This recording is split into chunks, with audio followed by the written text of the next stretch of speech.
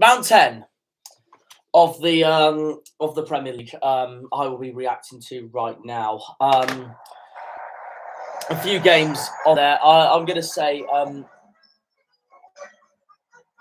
as you'll find out in a minute, I thought this was a very good weekend. There was a certain El Sakiko in this weekend as well. And it's going to be very interesting. I was meant to react to this earlier this week, but with other stuff on, I couldn't. So I've had to do it today, and before the match tonight between Southampton and Aston Villa, which I am actually going to watch tonight. To be Danny Ings' return to St Mary's. That'll be very interesting. Oh, here we go. And we've got the best three. Gary, Wrighty, and Shearer. I will take that any day of the week. It was 6 against 7. And here we go. El Sakiko is the first game. Tottenham versus Manchester United at White Hart Lane, the Tottenham Hotspur Stadium. It's Nuno versus Ollie. Both managers under pressure. Could he afford to lose again? Well, surely not in similar fashion to last Sunday. Ole Gunnar Solskjaer needs a response. Ideally, he needs to win. The wind of change has not yet revitalised Tottenham.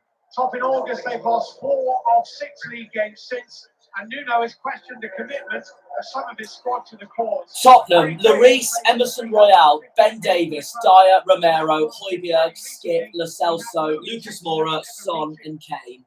Why is Reguilon on the bench?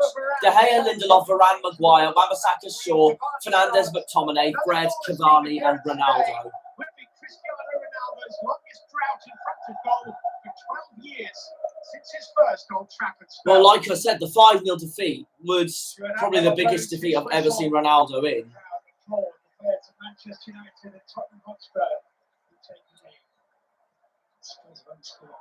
Premier League goals in their 9 Premier League games prior to today. Oliver Skip, Lucas Moura, Son, and he hits it over. Of course.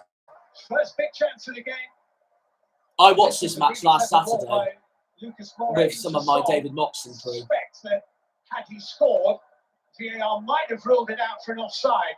The offside decision was rather closer than Son's shot in the end. Like I said before, I have to go back to these anyway. So yeah, Son. Now Emerson Royale. He actually does keep it in as Varane looks on at Son. Varane, it's a corner kick to Tottenham.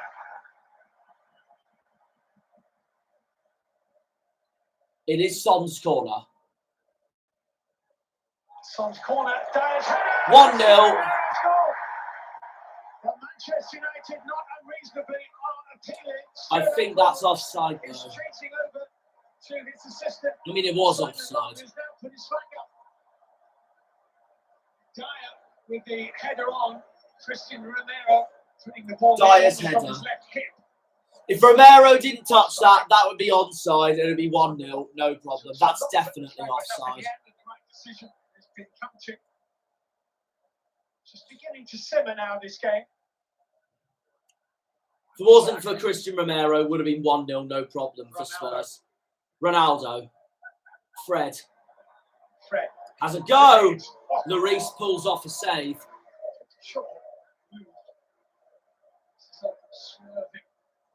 For the French keeper. Well hit. Last season was one of the Manchester United comeback shows, of which there have been many. They were 1-0 down here at the break last season, won 3-1. Revenge for the thumping it on. Wan-Bissaka, Ronaldo, Cavani. Dyer, Cavani, Fred, Bruno Fernandes. No way through for the Red Devils. But like I said, when I first saw this game, oh, what a ball from Fernandes into Ronaldo, 1-0, bottom left. Cristiano Ronaldo from Manchester United with an instinctive volley finish. As Ben Davis See the Tottenham fans putting the wanker sign up to Ronaldo. Manchester United lead. Look at this little dig ball into Ronaldo. Absolute perfection from Bruno Fernandes.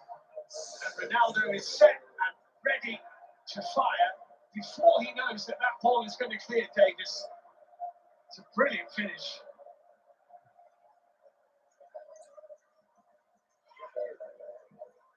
Lo Celso. Now, Lo Celso for Tottenham Hotspur.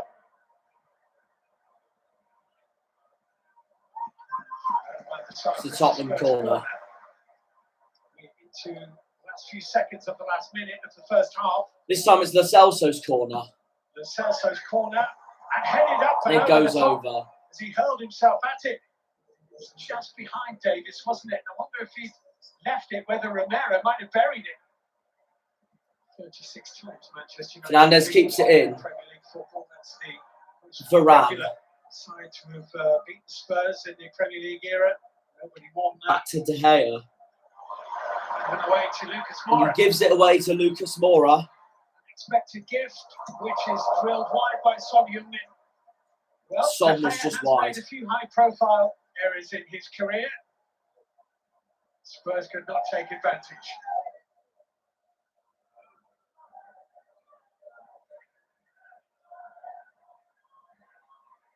Good play, McTominay. He's got it through. Ronaldo's through. Flag down for now. 2-0. What a goal. And now the flag goes up. That is a shame. Because that was a wonderful goal. But what I was going to say was that Classic example of the I said at the start of the season it'd be very interesting to see Ronaldo and Cavani play up front. And this game, we finally had it. Ronaldo. And I thought they worked well together, to be honest. Nothing Might wrong with have the to finish. retract it for some reason.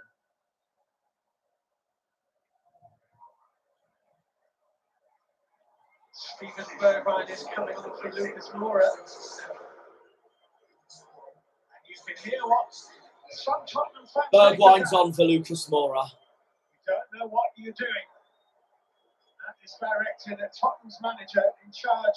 See, if I was a Tottenham fan, I'd also be annoyed with taking off Lucas Moura for Bergwijn. Been a lackluster Especially- Tottenham Hotspur so far. They have proved to be Especially for this ideal match. opponents thus far for Manchester United. A week on from their Old Trafford nightmare. Højbjerg. Højbjerg. Skip gives it away to Fernandes. Spurs are going to be careful here because Fernandes. And now here's Ronaldo into Cavani. 2-0. Brilliant. The Ronaldo-Cavani link-up, like I said. They've cut through Tottenham there. Not great from Tottenham's point of view, but just what he needed. Like I said, the Ronaldo-Cavani link-up. And Spurs here partly at fault. It's a heavy touch by Skip. Bruno Fernandes took it away from him. And suddenly it was 3-on-3. Dyer playing Cavani onside. Lovely finish. Tottenham Hotspur 0. Manchester United 2. And it's no more than Tottenham deserve to be 2 down. Manchester United, with 2 outstandingly well-taken goals, are piling the pressure on Nuno Espirito Santo and Tottenham Hotspur. What a relief. Ndombele and Dele Alli come on for Skip and Lo Celso. Rashford, Matic and Lingard come on for Ronaldo, Cavani and Fernandes. Lingard into Fred and Matic. McTominay. Now back to Matic. Matic can play Rashford through here. And he's played Rashford through. Will it be free? It is free. The boos all around Tottenham once again. Slides it into the corner of the Tottenham net. I mean, I know Tottenham lost that disappointing performance against West Ham last time out. But Ollie was easily the more under-pressured manager before this game, when they lost 5-0 to Liverpool, of course. But, honestly,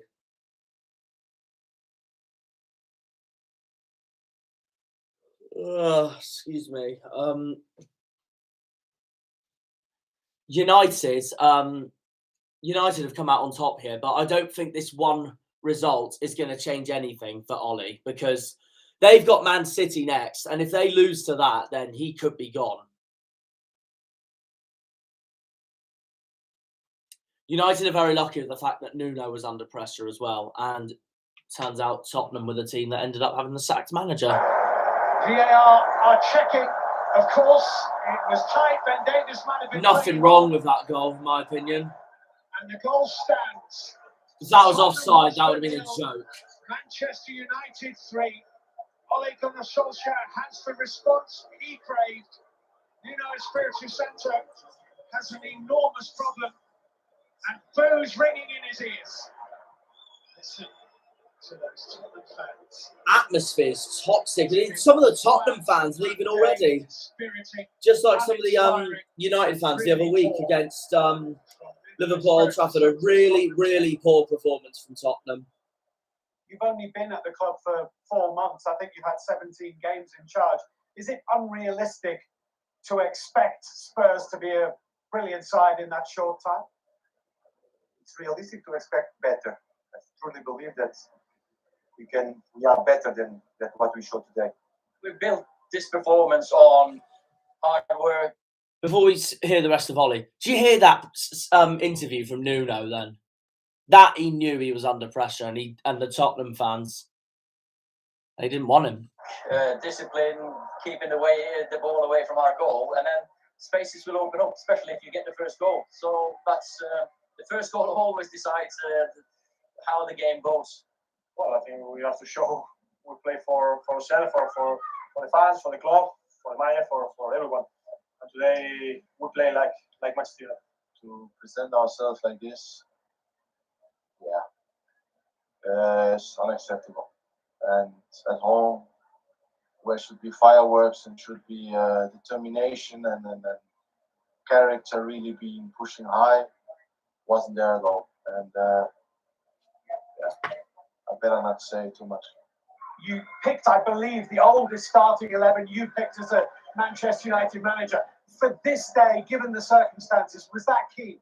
I think so. Yeah, we can't hide. The week has been difficult for all the players as well, and they really stuck at it. And experience always they count in situations like this. Yeah, that sums up the whole match. Easy for United, shocking from Tottenham. Similar to last week, when it was shocking from Man United and easy for Liverpool. Both clubs are under pressure. And now, Tottenham has brought in Antonio Conte, of all managers. It actually pains me to say that he's now the Tottenham manager, but it also doesn't surprise me because he was a brilliant at Juventus, and then, of course, he managed it into Milan. But I still love Antonio to bits. Everything he did for us is just phenomenal. But Tottenham have appointed a fantastic manager, so it depends if they can take that forward now with getting more improved and higher up the table with Antonio Conte. Really tall. Nuno was manager of the month in August as well. What happens in November? Well, end of October, actually, when this was recorded. Sacked. Unbelievable. Although he was sacked on the 1st of November, but yes. Nuno Espirito Santo's Tottenham today. You've only been at the club for 4 months. I think you've had 17 games in charge. Is it unrealistic? 58% possession to 42, 9 attempts to 10. Brilliant side. Look at that, none on target. And United 4, 10 corners to United 1, 0.88 expected goals to 1.19. Ben Davies, Romero, Luke Shaw, Harry Maguire and Fred all get booked. Discipline, keeping away.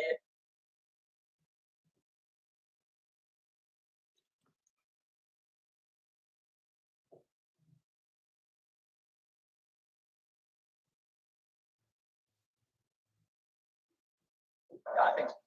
Before we play the next bit, I just need to quickly I need to quickly reply to this message.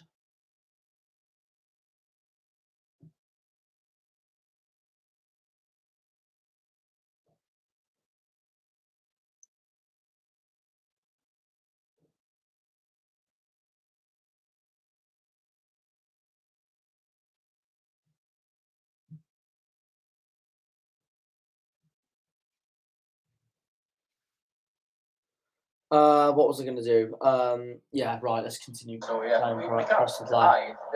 The week has been difficult for all the players as well, and they really stuck at it. And I'm ordering a always, Subway because I'm they very count in hungry. situations like this. Yeah, I think it's fair to say that was a much improved display from Manchester United, and a different level of organisation as well. Yeah, it was. Yeah, they didn't press high. What was evident was the work rate, the intensity. Hang on, I'm gonna have to pause it again. Fuck's sake. I'm really hungry. I'm gonna have to order myself something.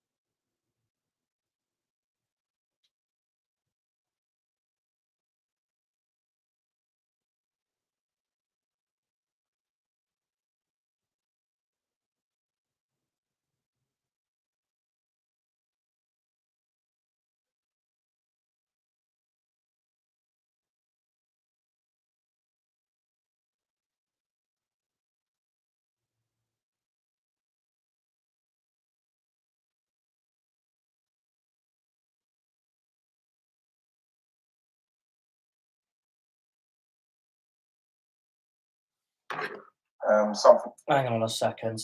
Yeah, no, apologies for this, everyone. I just need to I'm just sorting something out a second.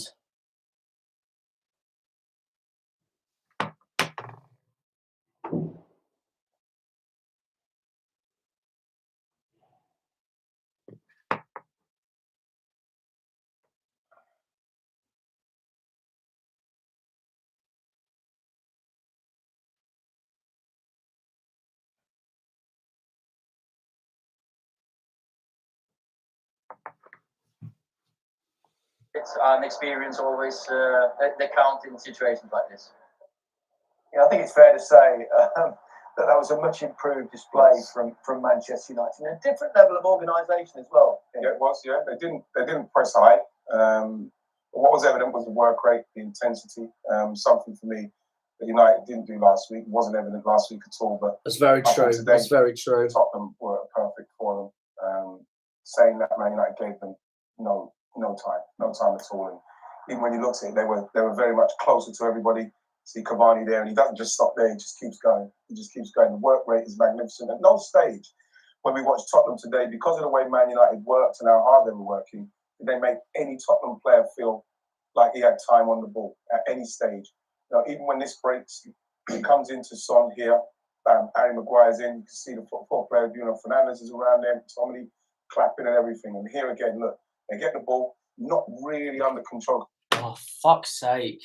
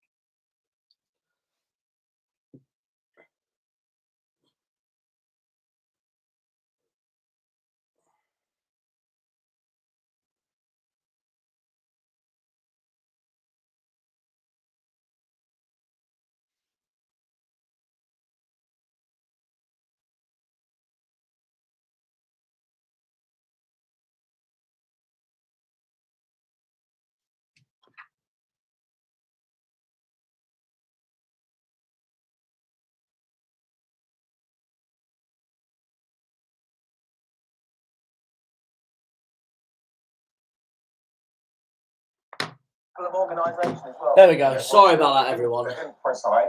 But what was evident was the work rate, the intensity. Something for me that United didn't do last week. Exactly. No, honestly, I thought today they didn't have Tottenham were the perfect opponent for them. Both clubs were. I said the week before that both clubs were under pressure with their managers. Both of them were, and with their team as well. And it's United that's prevailed out for them. And what does this match go to show you? It goes to show you that United's squad in depth is much better than Spurs' 100%. 100%. Honestly, it was a shocking performance from Tottenham. Tottenham, this match was what United was last week against Liverpool. Not really under control because look at the Man United. But I still think, I know City lost to Crystal Palace, but I still think City are going to come back and beat United this weekend at Old Trafford. And I think that's going to seal Ollie's fate, and I think they're going to bring someone else in. They're talking about Zinedine Zidane, but then I know he's going for the France job as well. So it could be anyone. I don't know who would go there, but coming across in another. I don't think Ollie's going to be there much longer. Which Man United deal with very, very easily. That's for sure. Again, see that space, no Tottenham player, not really any movement. Support from Tottenham's hour will go into that. And once it comes to Son, hardly any movement, nothing really going on. And then that ball's just nothing. It's nothing. It was really poor performance. But they needed to put in a performance like that, and they worked a lot hard to get. There's a few stats there. Much different performance really overall. Stats show, yeah. As for Spurs, I mean, look at that. Look at that difference. Oh shit!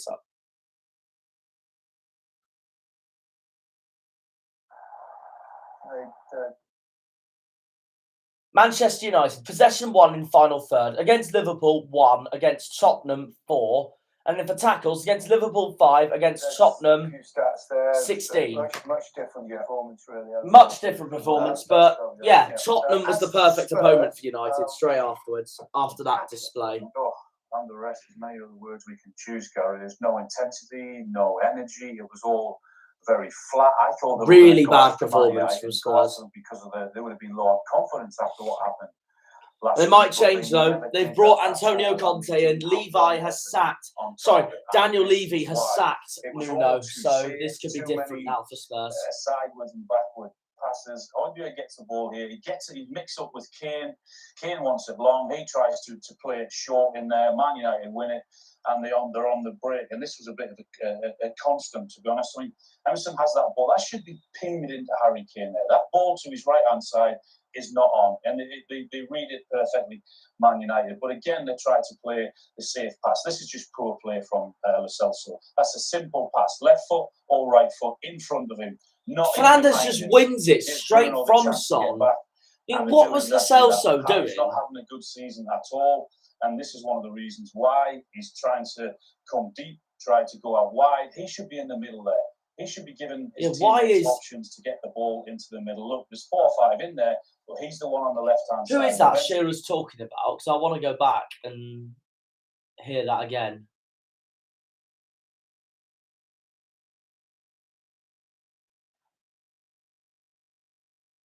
Is not on, and they read it perfectly, Man United. But again, they try to play the safe pass. This is just poor play from Lo Celso. That's a simple pass, left foot or right foot in front of him, not in behind him. Gives Bruno the chance to get back. Yeah, and they do exactly that. Harry's not having a good season at all, and this is one of the reasons why. No, he's not having a good season. I'm going to be honest. It's been 10 games now. And this, for me, is already, so far, Harry Kane's worst season at Tottenham. By far, this is his worst season at Spurs so far. He's had a shocking season so far, Harry Kane. I think he just wants to leave. He should be in the middle there. He should be given his teammates options to get the ball into the middle. Look, there's 4 or 5 in there, but he's the one on the left-hand side, and eventually they get caught offside. On this occasion, look where your 3 midfielders are. All coming towards the ball. That ball, again, I think should be pinged into Son. It's not. Yeah. It goes sideways. The next one, it goes sideways. It's all slow, and there's no, as I said, there's no intensity. Son's got the ball on the right-hand side. Both of them have come short again, Son and Kane. Kane should have been further up the pitch. It goes sideways. I mean, that's a terrible ball into skip from Højbjerg, albeit it's a terrible touch. The rest is absolutely fantastic from Manchester United, from Ronaldo and for Cavani. Ronaldo and Cavani were brilliant. Ronaldo, like Sky Sports said, yeah, he was man of the match for that performance, Ronaldo. Easily he was man of the match. I know I said he should have been sent off against Liverpool and he shouldn't have been playing in this game. But still, that was a great performance from Cristiano. That was redemption from the Liverpool game. Nothing with it at all. They were awful. No. First time Spurs have not had a shot on target at home since December 2013. Wow. Pep Guardiola's December 2013. That's when they got battered 5-0 by Liverpool. Their manager, I thought that was when it was. City, retiring Anyway, 2011 FA Cup final. it's Manchester City versus Crystal Palace, and God, this is a good match. This is. Fucking hell, look at the rain. City, Ederson, Walker, Cancelo, Laporte, and Diaz. Rodri, Bernardo Silva, De Bruyne, Foden, Grealish, and Jesus. Palace, Guaita, Joe Ward, Mitchell, Gay, Anderson, Koyate, MacArthur, Gallagher, Ayew, Zaha, and Edward up front. Here's Diaz, Walker, Jesus. Losing just one of their last 50. Although that was here. I'm just saying, this was a great match for us. Laporte. It's a fifth start in a row in the Premier League for the Spaniard. That's a bit loose though. Laporte's giving it away. Here's Gallagher. Gallagher has it, and now Zaha. Palace have a chance. And Zaha gives Palace the lead. That was all Laporte's fault, that was. At Zaha's 50th Premier League goal, assisted by Gallagher. That was all Laporte's fault, that was. A surprise and a dream start. He gave it away, and he gave Palace the dream start. Between them, Gallagher and Zaha fashion the opportunity. And that's a shame, because I highly rate Aymeric Laporte as well. That was really poor for him. Laporte was the reason why Palace scored then. Deceived Ederson, it seemed to bounce over the left hand of the Brazilian. And Rodri couldn't quite get to it either. City 0. Zaha gives Palace the lead at the Etihad. Third of the season. Patrick Vieira will be Wilfred Zaha's third of the season. His side has started this contest. First goal that Manchester City have conceded. Bernardo Silva. This season. Rodri. Here's Laporte. Error led to the Palace goal. Now Cancelo taking them on. But Manchester City win a corner.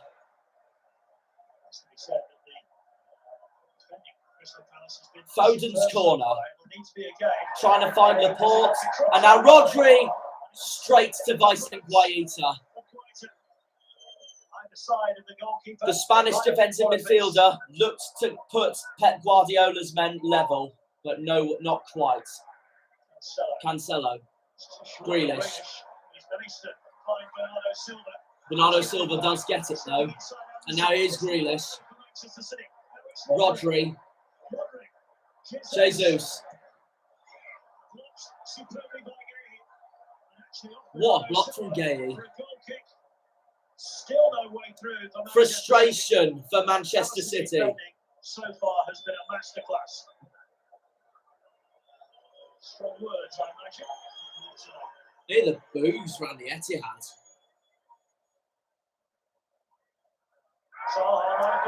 Zaha gets brought down by Laporte.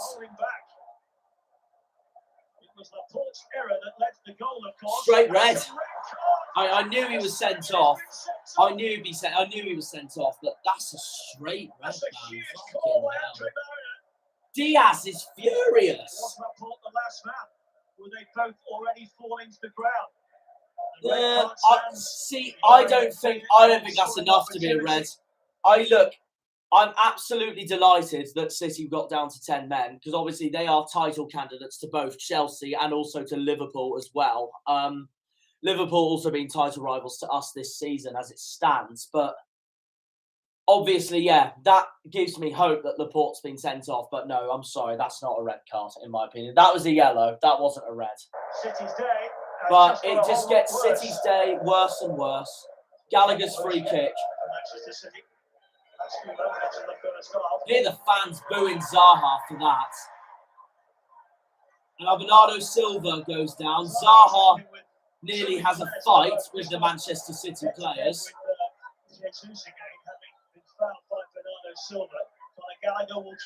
Gallagher's free kick once more for Palace, the loanee from Chelsea.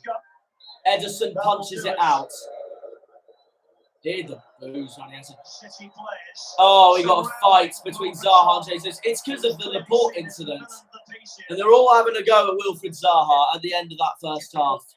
Customers throughout the afternoon with that extra man. They would have more confidence. Bernardo Silva, Rodri, De Bruyne, Grealish. Oh, sitter! An absolute sitter! An absolute sitter by Rodri. John Stones comes on for De Bruyne. Now, he will surely be playing against Manchester United tomorrow in the Manchester derby, surely. Foden. 1-1. Gabriel Jesus equalises for the 10 men, assisted by Phil Foden. And Pep's men have found a way through and equalised.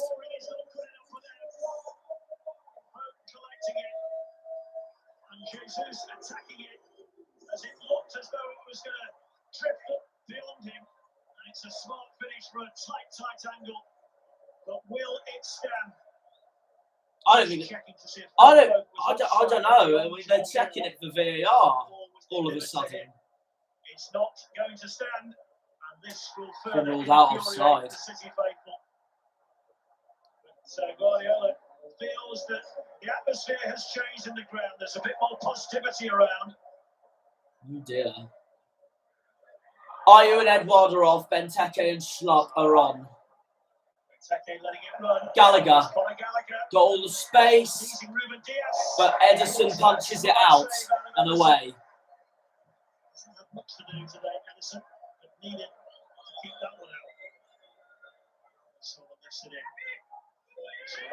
Mahrez and Sterling are on for Cancelo and Grealish. Elise's on for Koyate.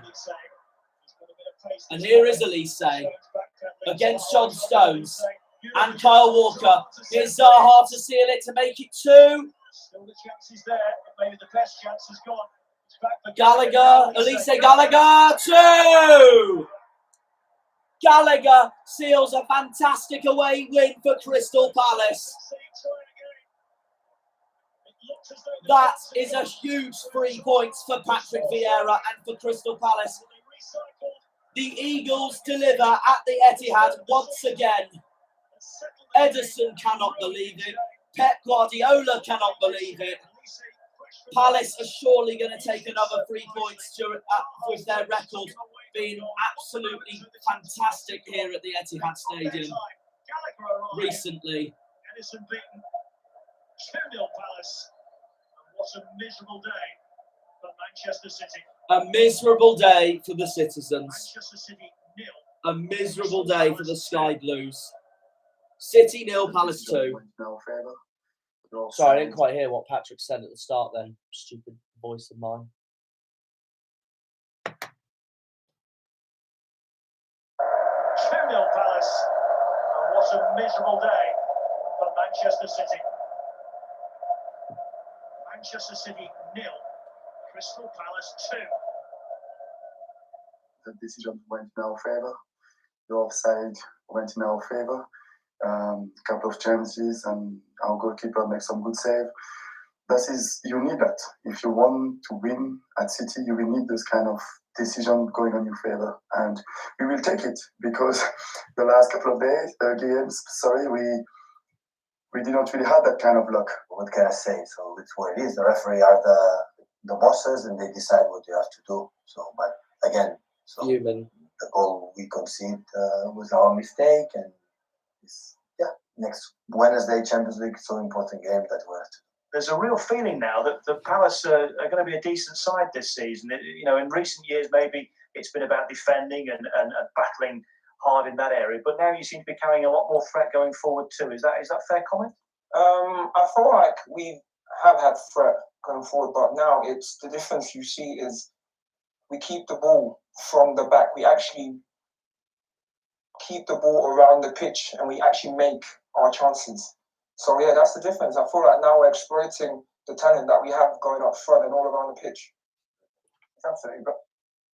Fantastic performance from Crystal Palace. Was a very frustrating performance for Manchester City. A miserable match for City. That's all I can say, really. We'll just have a quick look at the stats. And our goalkeeper makes some good save. Okay, 68% possession to 32, 14 attempts to 8,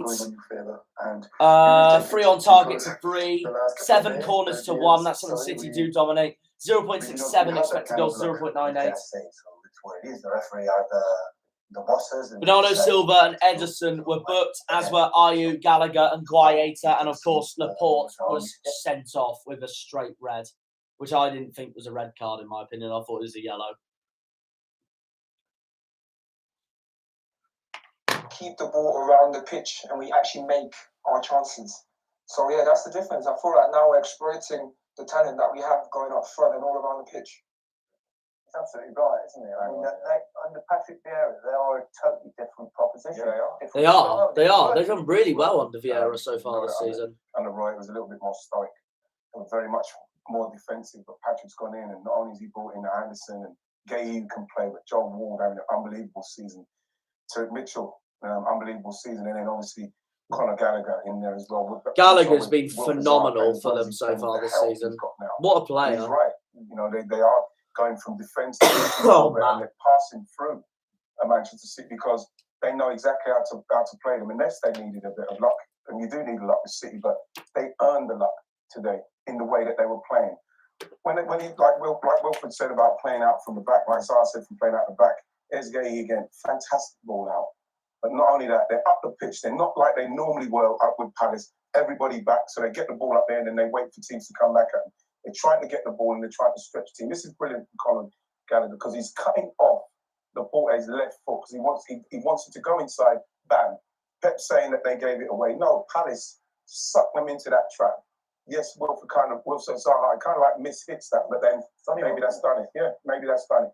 Again, you look at Conor Gallagher, he goes into a position where we know that Man City like to play in that area. There's the 5, very comfortable. But those are the areas, like Bernardo Silva's in now, where they want to play, cuts it out again. And they've done that all day today. It was like the plan was perfect. Again, he knows he's blocking off the lines, he's blocking off, can I get in? Bam, there it is. Again, that's where they end up all the way back. And Palace worked so hard today. They worked so hard. This is brilliant from Conor Gallagher again. Bam on the edge of the box, stops that. He's everywhere. Tell you what, City were angry with Zaha today, that's for sure. Last season and play out from the back. But now you've got Gahey, look what he does, bam. Takes him on, literally takes out 4 people. You know, bam, 4 people out of the game. This is how Palace is more front-footed, more looking forward. Now they've got players who are ready to go forward. I'm lucky to see Conor Gallagher there again, puts him on the floor, goalkeeper makes a great save. And then this is the goal. You know, Conor Gallagher again.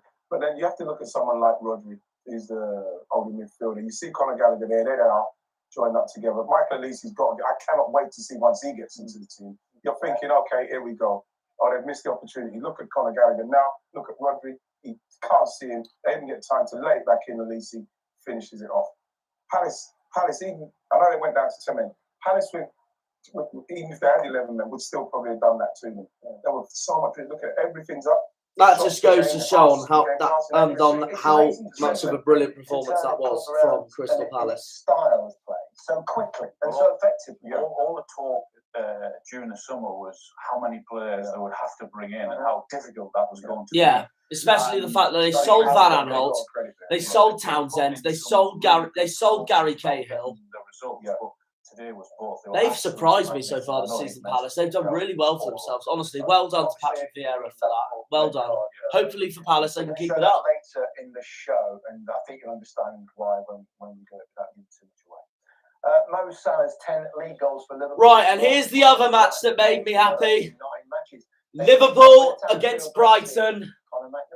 The Reds slipped up big time this match. Maybe not as much as Man City did, but they still slipped up. Anyway, Alisson, Trent, Robertson, Van Dijk, Konate, Keita, Henderson, Curtis Jones, Salah, Firmino and Mane. I'll tell you what, before I say Brighton's team, it's good to see Keita playing because he obviously was on that stretcher after that horrific challenge from Pogba in the United-Liverpool match, even though I will admit I didn't think it was a red card for Pogba, but it was still, because he did get the ball, even though it was a horrific challenge no matter what, so that's why I thought it was a yellow. But anyway, no, it's very good to see Naby Keita back in the team after that challenge, so yeah, honestly, that's awesome to see. Brighton's team, Robert Sanchez in goal, Veltman, Duffy, Dunk and Cucurella, Bissouma, Lallana, Mwepu, Moda and I think that was Lallana. My bloody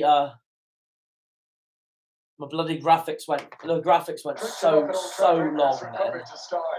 Brighton are yet to lose away from home in the Premier League this season, and welcome back Shane Duffy after he was rested against Manchester City. Yves Bissouma makes his first league appearance since Solly March, that's it. March, Lallana, Mwepu and Moda. Trossard up front. It's no Mope. Mope's not playing. Such has been, though, Brighton's impressive start to this season overall. And win here today would move Graham Potter's side to within 3 points of Liverpool in the table. Trossard. Here's Trossard. Carries some extra weight today in the absence of Neil Mope. That's an excellent ball to Solly March. Here is Solly March taking on Alisson and Robertson. Alisson pulls out the save.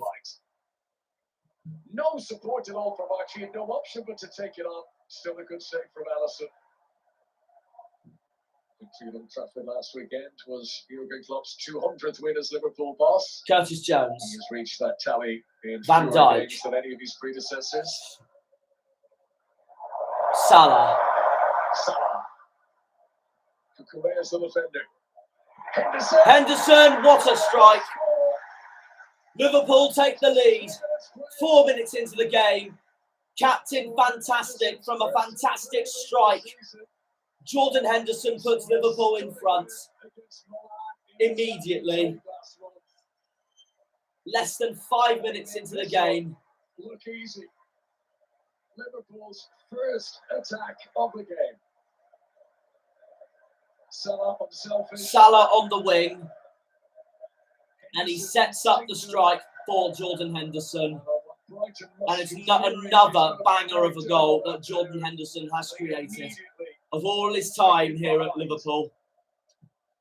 27 goals in their 9 Premier League matches this season. Hendo gives the Reds the lead. Now here's Cucurella for Brighton. Lallana.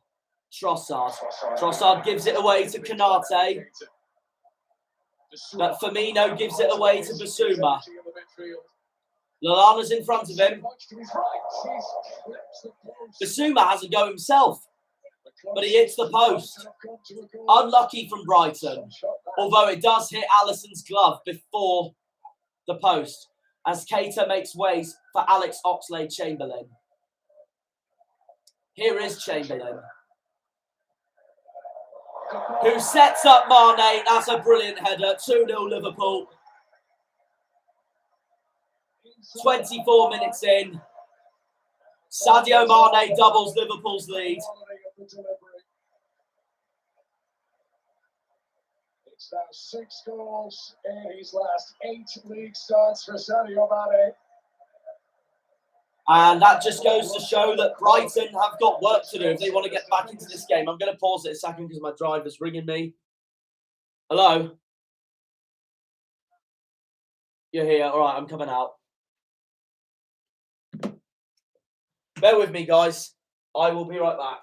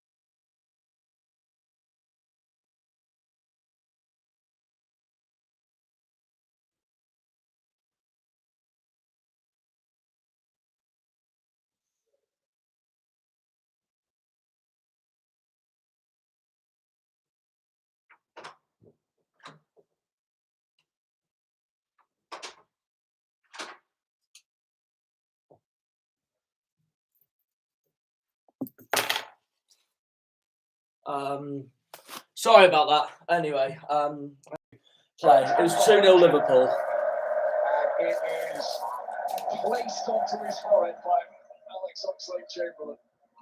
Tell you what, that was a lovely cross from Oxlade-Chamberlain. Last weekend, 2-0 down after 24 today.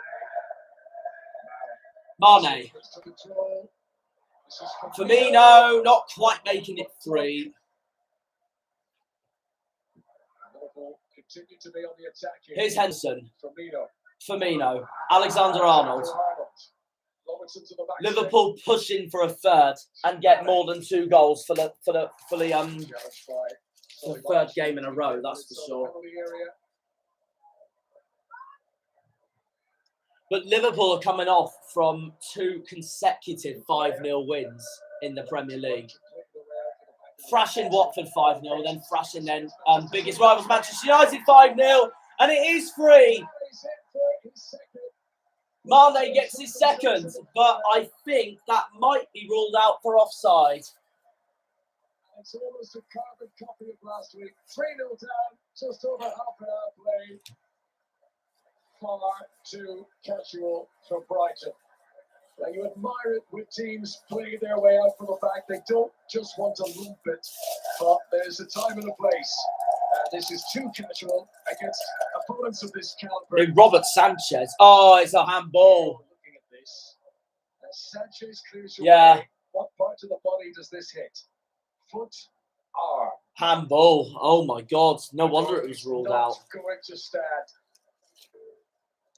Sadio Mane's arm. It's a shame for Liverpool. He smiles. He knew. And a huge sigh of relief for Robert Sanchez, who has gotten away with one there.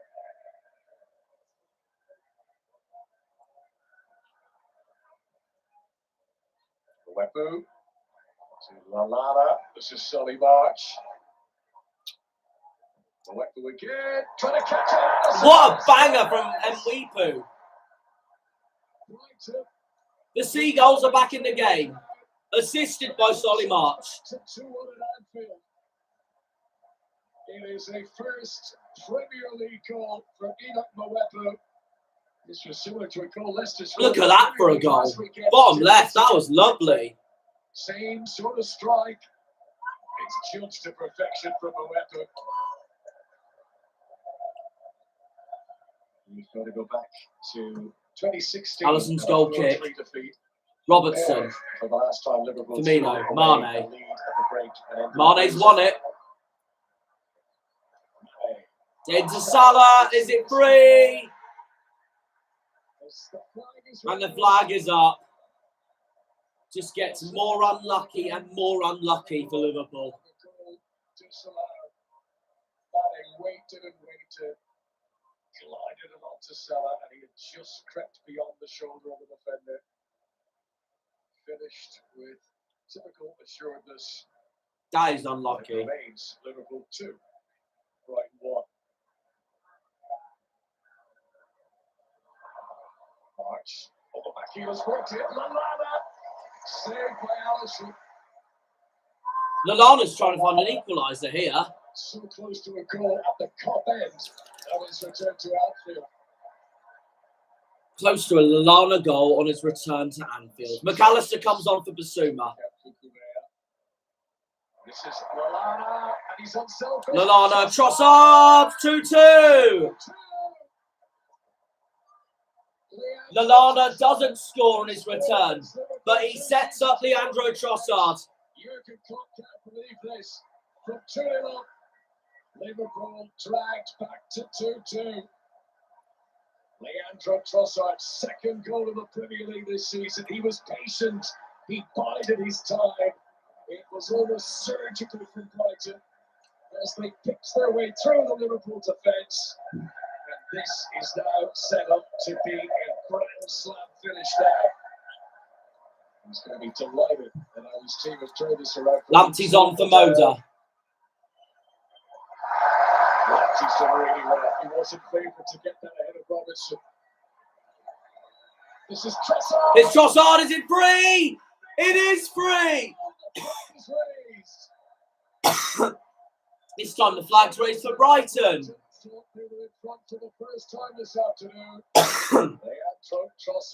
God, imagine if they did take the lead. We'd be 4 points clear, not 3. Fucking hell. Be great. But both teams have had offside goals ruled out. So, yeah, 2-2 at Anfield. I know how good Brighton is. I don't think we should give them a proper one. But if we do what we did in moments for 90 minutes or longer, 95, we can give them a real one. So that's, we opened the door and they ran through with all there. We probably survived the third goal, and then that gave us a bit of belief to sort of carry on. And credit to the players, they kept going. Scored 2 really good goals, close to getting the third ourselves, an offside. But the performance was wonderful. You know, today is really frustrating. You know, credit has to go to Brighton with the way they fought back and the way they played. But, you know, we have to be better than that. We have to be more consistent in what we're doing. And, you know, the first half an hour was excellent. But, you know, games aren't won by playing good in 30 minutes, unfortunately. It's a 90-minute game, and that showed today. Neil Mopey on the bench, was there extra responsibility for you? Mopey was on the bench. That makes sense. Yeah, today I was a bit of that false nine, I think. The Cafas. He didn't do too badly for a false nine, Trossard. Stretched their backline. I think helped us today to create chances as well. And I think we did really good as a team. Yeah.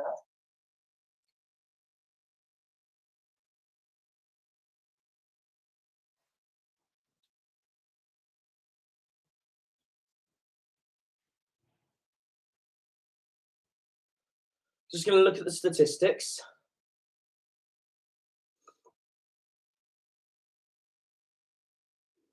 No, we didn't. I know how good Brighton is. I don't think we should give them a proper one. You can see how frustrated But Klopp is if we with do that. what we did in moments for 59% 90 possession to minutes 41, or 14 attempts to we 9, tend to give them a real one. 3 on target So 6, in that, we opened the door and they were 5 corners to absolutely 3, all there. 1.24 expected goals to 1.50. Survived the Minamino, third goal, Robertson, and then Lamptey Davis and Duffy all on the book. Wait, Minamino?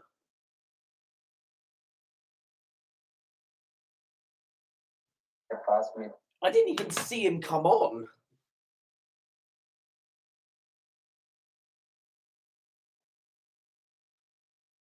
Hang on, let's look at the Premier League app.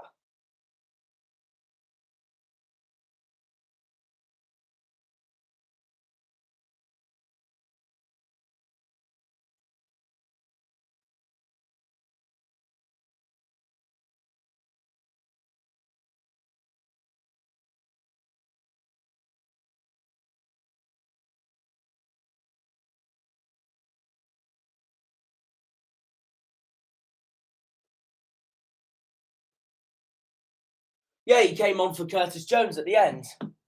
To run in behind and try to stretch their backline. I think. And he got a booking. Helped us today to create chances as well, and I think we did really good as a team.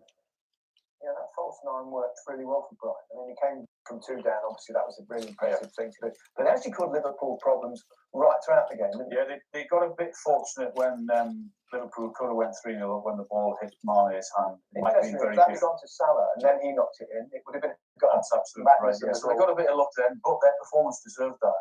And you mentioned the false 9, and Liverpool really couldn't handle that the way Brighton played it, because Trossard was in there, and he said his manager asked him to run behind. But what that did is it gave the midfield 3 of Mwepu, Lallana, and Basuma freedom to get up and support him, and I thought they did it really well. As I said, Trossard was causing problems, was getting in behind. He was bringing people into the game. They were committing men forward and showed great character and actually coming back into the game. And the goal from Mwepu was just absolutely superb. Again, Trossard runs in behind, and then one of them should be getting in there. I mentioned Mwepu, the goal, and they were key to that, and they had the freedom to do that. And what about that for a goal? I mean, that was amazing, perfection. But the manager set them up to do this, and as I said, Liverpool at times found it really difficult. A better ball in there again, and then Trossard's in, but they had the freedom to get up there. Lallana, who I thought was excellent, returned to Anfield, could have put the ball in the back of the net, should have, but for a decent save. But as I said, look, it really is a constant. Lallana again, an excellent finish, and his performance deserved a goal, and he rightly got that. But this sort of summed Brighton up. Look at the confidence that they're shown here, and playing the ball out from the back. They got lucky with it in the first half, as we showed. But look at that there, running off the ball. Everyone's comfortable on the ball, and that guy. They really, similar with Palace against Man City, they really frustrated Liverpool in that match, Brighton. Live football tomorrow. It's done us a massive favour in the title race, that's for sure. And that's what's on next. It's Newcastle-Chelsea next. The Women's FA Cup semi-finals, live this Sunday from 12:30 on BBC One and iPlayer. There's live rugby as well. England's women face New Zealand, the 2 best teams in the world, go head-to-head. BBC 2 5/2. Match of the day 2 is on BBC One at 10:30. More live FA Cup action next weekend. AFC Sudbury take on Colchester in the first round proper. That's Friday, BBC 2 at 7:30. And if you missed the start of the show, that's it's available now on iPlayer. The whole programme up first thing Sunday. Jamie Johnson is back. That's my brother's favourite. That's my brother's favourite. One of my brother's favourite programmes. The next Jamie Johnson live performance, streaming now on BBC iPlayer. Graham Jones remained in temporary charge of Newcastle. Here we go. Visitors of leaders Chelsea. Hey! The undoubted high spot of Newcastle's performance. Darlow in goal. Last weekend. Manquillo, Ritchie, Clark Lascelles, Kraft, Sean Longstaff, Isaac Hayden, Ryan Fraser, Callum Wilson and Sam Maximan up front. Chelsea, Mendy, Christensen, Thiago Silva, Rudiger, Chilwell, Reece James, Kante, Jorginho, Ziyech, Hudson-Odoi and Kai Havertz up front. Mount was ill. Werner and Lukaku are injured, and I don't know where the heck Kovacic was during this game. No, he will expect to return south with the full 3 points. Up towards Wilson. Go with his body, shielding the ball away from Thiago Silva. Might be opening for Newcastle already. First chance of the game from Newcastle. Fraser's ball across. Thought it was going to be the same lightning start as Newcastle managed in their last home game against Spurs. Yeah. It's an inviting one. Mendy can't get near it. That's why I predicted Newcastle to get 1 goal. I thought Wilson would deliver once again.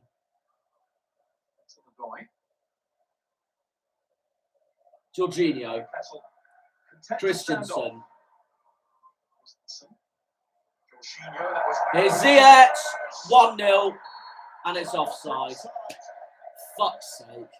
Ziyech, I think, knew that. He delayed his celebration. He had a feeling that that wouldn't count. And it won't. Oh, that's a shame.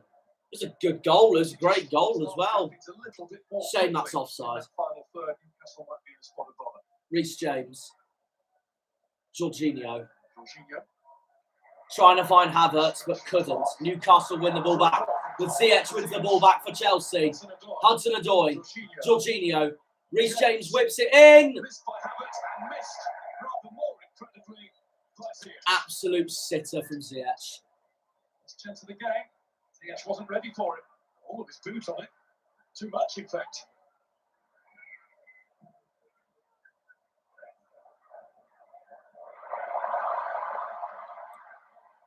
Clock. Pretty useful cross. Mendy didn't come for it. The cells can't do anything with it. Christensen's jump was enough to put him off. Already coming back down to earth by the time head met ball. Havertz is down. Floor by Lascelles. Bit of assistance from Longstaff too. It's the only way out. More often than not when it's this distance. It's a clip in rather than a shot. I should be thinking about the latter though. Reece James. Ziyech takes a free kick. Gone over. Elaborate dive suggests that he wasn't entirely sure it was whistling over the top. 3 goes now for Ziyech. He will see this as a first half really well done by his charges, even if it's not thrilled the life out of us.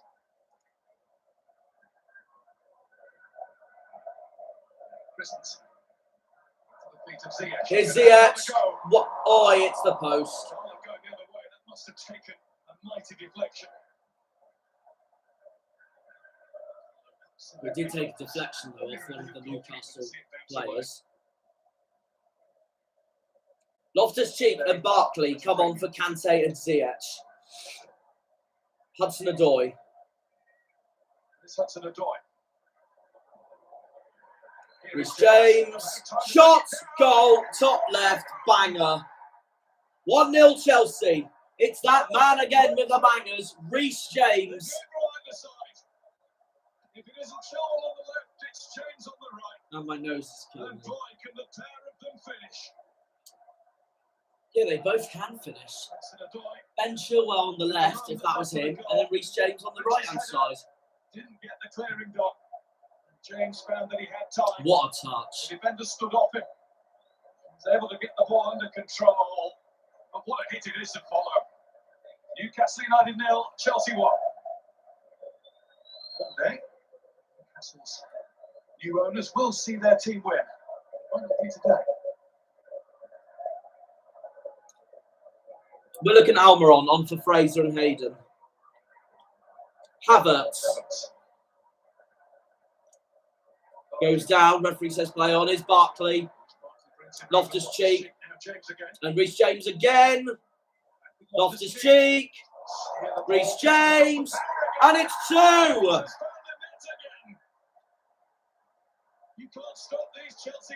A double for Reece James, and it's his 4th Premier League goal of the season. If you're going to hit it hard, hit it true. What a right back this man is turning out to be for the Blues. Pinpoint, isn't it? Just inside the post.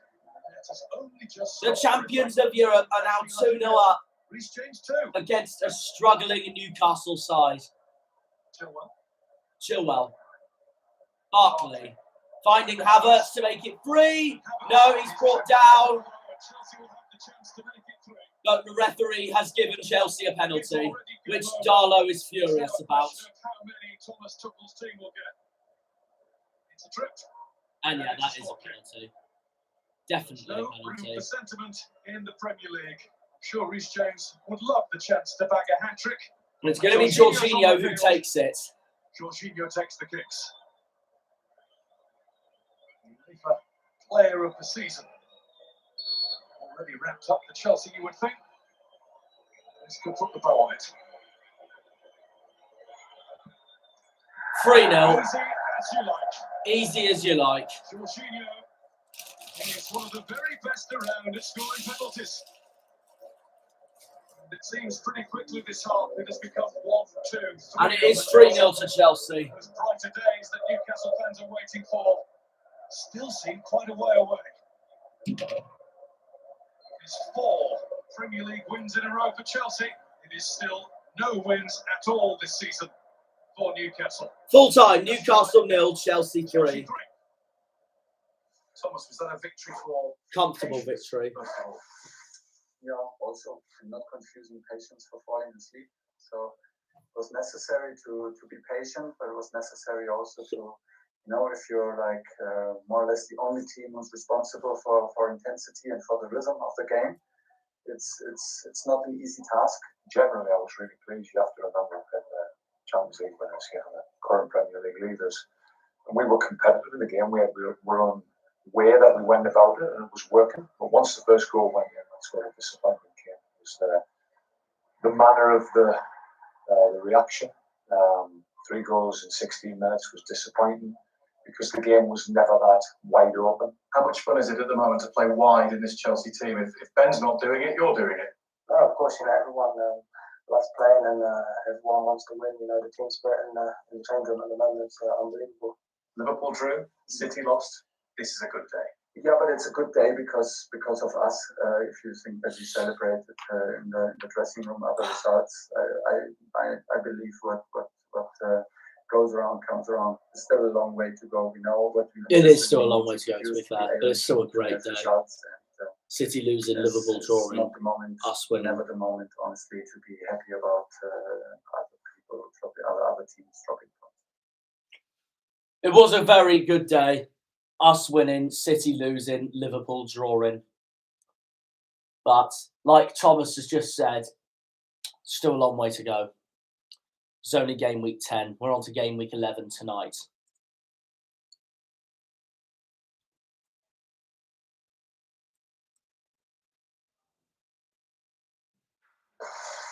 Yeah, also, and not confusing patience for falling asleep. So it was necessary to be patient, but it was necessary also to, if you're like more or less the only team who's responsible. 21% possession to 79, 6 attempts to 19, 1 on target to 6, 0 corners to 2, 0.25 expected goals to 2.52. Hayden, Ritchie, Lascelles booked, Kante and Ziyech also booked.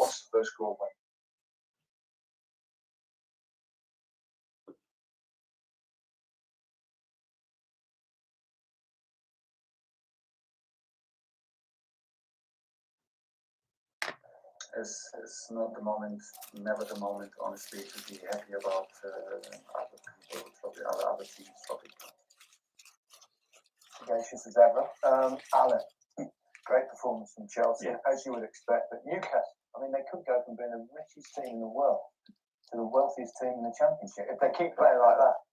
Well, it's a culmination, Gary, of poor recruitment for years, barring a couple of players, and dreadful retention of players. who are just not good enough, but it was cheaper to keep them than replace them. I mean, they had 5 players out there today who were in the Championship 5 years ago.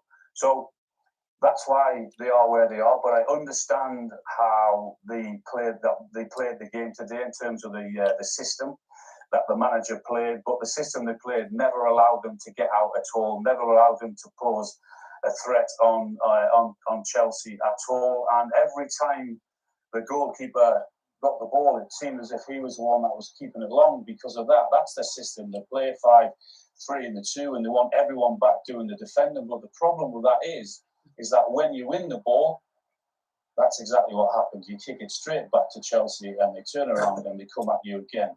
And when you do that, you've got no chance. I mean, what are the forwards meant to do with that? Is just kick it up, try and get up long, and Longstaff gets the ball. He's trying to look forward, trying to look for the forward players, but there's actually no one there. So what happens? You have to go back. And then again, he's looking for options. There is no one there again. So what does he do? He goes back again, and eventually it ends up with a goalkeeper. And as I said, I mean, he kicks that out, and there's what chance have you got with that? This is actually a different clip. It's not the same one. Exactly the same thing again. Look what happens. They pass, they go back, and yet they go back to the goalkeeper again, and another long kick up. You've got no chance. You've got Rudiger there against Wilson, Silva there, and Christensen there, and you've just got no chance with that at all. Long, hopeful ball forward. Who's that to? No one. Even if he wins that, then there's no one in and around him. And again, I mentioned those 3 centre halves. I mean, they had a field day. Every time the ball went up, they just did that. There's no chance that San Maximo or Wilson are going to win those balls. And Chelsea were just too good for Newcastle on the day. They were really, really difficult. And that stat. Let's have a look at this stat. For Newcastle so far this season, shots on target, total 31, ranked 18th. They're 20th on shots faced, 163. 19th on shots on target faced, 53. 18th on expected goals, 9.96. 20th on expected goals against, 20.16. And joint 20th on goals conceded, 23. Really, really poor Newcastle are at the moment. They've got a lot of work to do if they want to stay up, because only them, from what I've seen so far this season, only Newcastle and Norwich look like in decent, deep trouble. Well, those stats tell you why and how Newcastle have been so poor and why they're in a big relegation battle. And then whoever they're going to appoint, they need to appoint them sharpish because they've got a massive job on. But apart from all that, they're pretty good. Well, I didn't enjoy you two laughing. What are you talking about us laughing? What are you laughing at? Look, you've got tears coming down your face now. You won't be laughing in 5 years when they're top of everything. Well, I'll remind you. What are you laughing at? Two goals from Reece, and I think it's safe to say it was definitely St. James. Yeah, he was. You know, he's easily one of the best right backs in the world. Reece James was the saint of St. James's Park. What a performance. This is why. I'm sorry, I think right now he's the best right back in the league. We have the best right back in the league right now, Reece James. The best goalkeeper in the league right now, Mendy. And on form, the best centre back in the league right now, Rudiger. You know, even for a strike, let's come out and he's hit that full-on bam. Kovacic and Jorginho have had great starts this season as well. Like, they've been really good. And look at that. That just goes to show on why right now we have the best defence in the league. Yes, I said to my mate the other week, before we watched the Formula One at Texas, that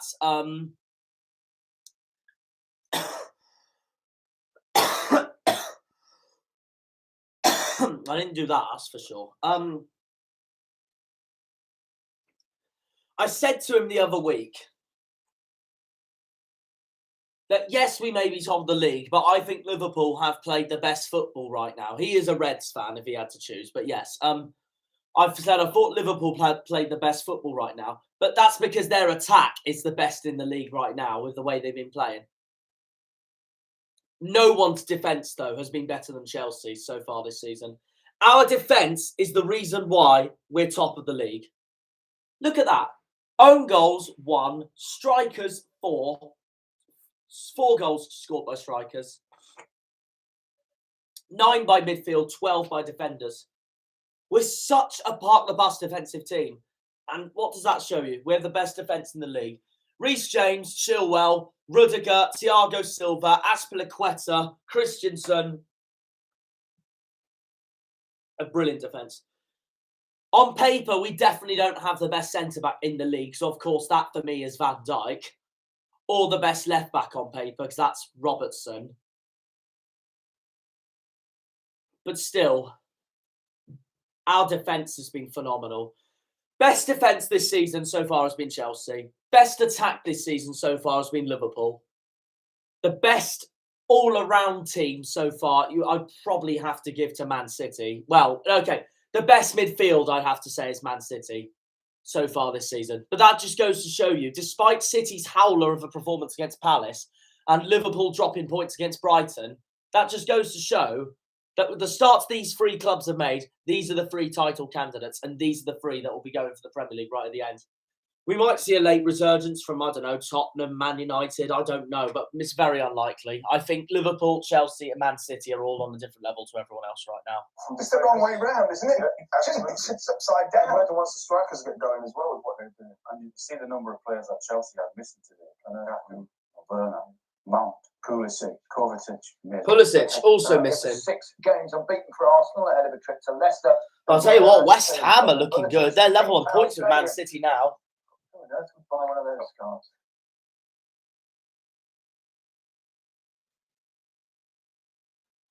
Leicester Arsenal next, the Lineker Wright derby. What they're doing. And you see the number of players that Chelsea had missing today.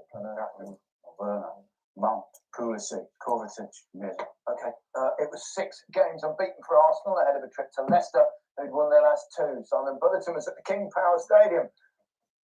That's buy one of those cards.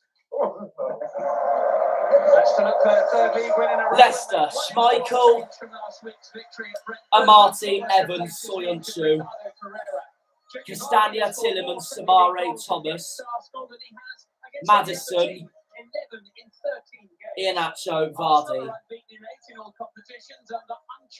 Arsenal, Ramsdale, Tomiyasu, Tavares, Gabriel, Ben White, Lokonga, Partey, Smith Rowe, Saka, Lacazette, Aubameyang up front. No Kieran Tierney playing.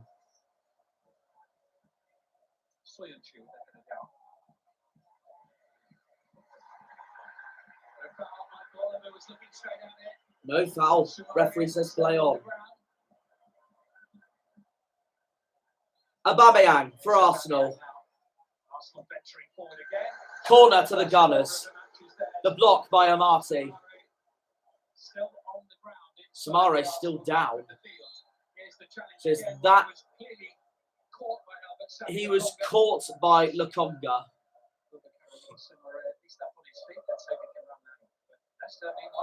But it is Arsenal's corner. Can Arsenal get it past Schmeichel? No, they can't. Not quite yet. Gabriel kicks it away.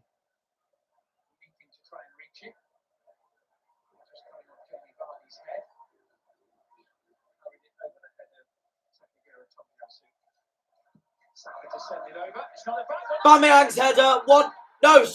Gabriel's header. And Arsenal take the lead here in the East Midlands, assisted by Bukayo Saka. Arsenal shock Leicester City.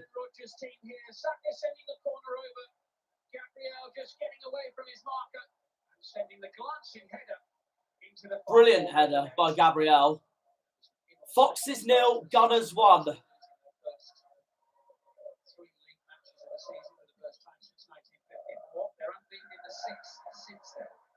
Saka. And here comes Saka again. Partey with a chance to shoot.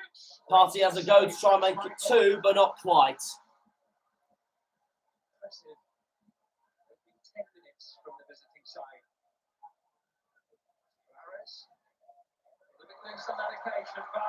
Here's Vardy trying to make amends for Leicester. Maddison. Maddison gives it away. Partey.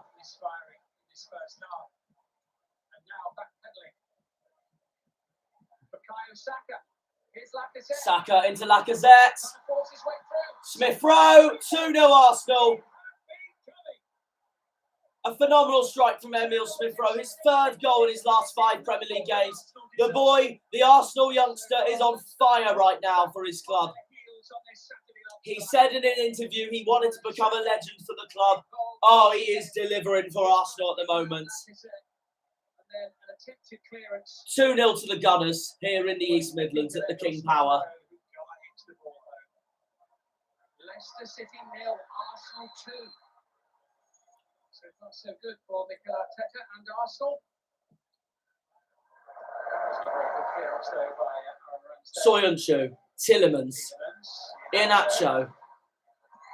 Iheanacho nearly making amends for Leicester. Tipped wide by the Arsenal goalkeeper.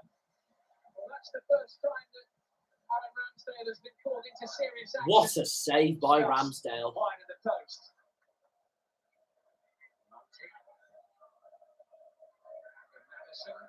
Iheanacho. Arsenal calling for a handball, but one of their other players, meanwhile, has got down. White concedes the free kick with this challenge. Because of that, Maddison is going to take a free kick for Leicester, but Iheanacho's alongside the ball as well. And it is Maddison taking it. And Ramsdale blocks it again. And what a block! What a block from Arsenal and from Thomas Partey to keep Arsenal in the game and deny Leicester from scoring. Brilliant from both Partey and Ramsdale.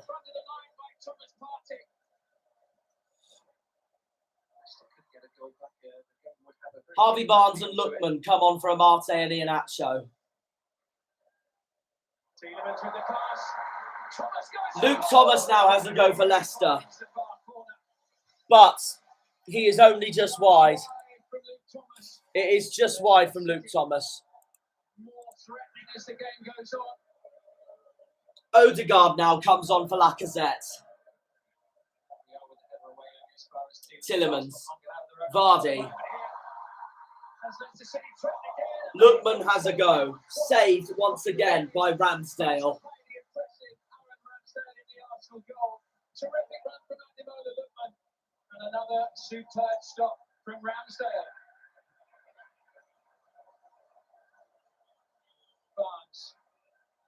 Odegaard loses it to Luke Thomas. But Maddison, no. Harvey Barnes has a go. It's another heroic save from Aaron Ramsdale. He is on fire this game.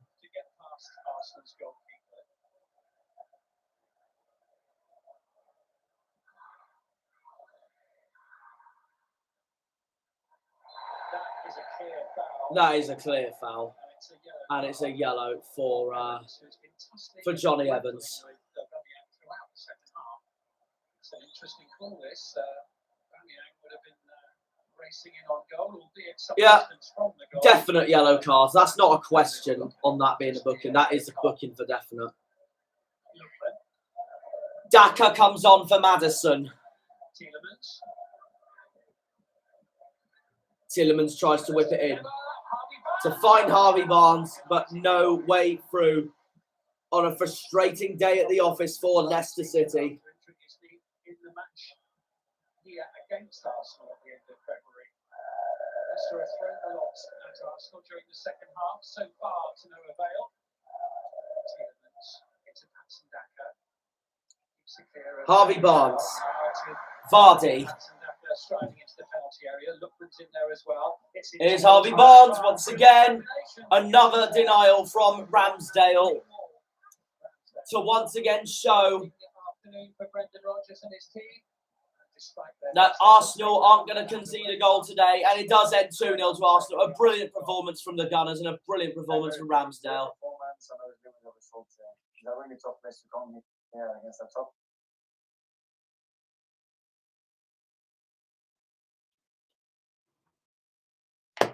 Barnes, real determination, but guess who's there? The one-man green wall. Ramsdale. Disappointing afternoon for Brendan Rodgers and his team. And despite their best efforts, they haven't found a way past an inspired Aaron Ramsdale in the Arsenal goal.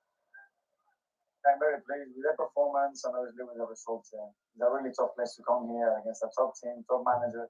And we started really right. We scored the goal, we continued to play, we were really good in the first half.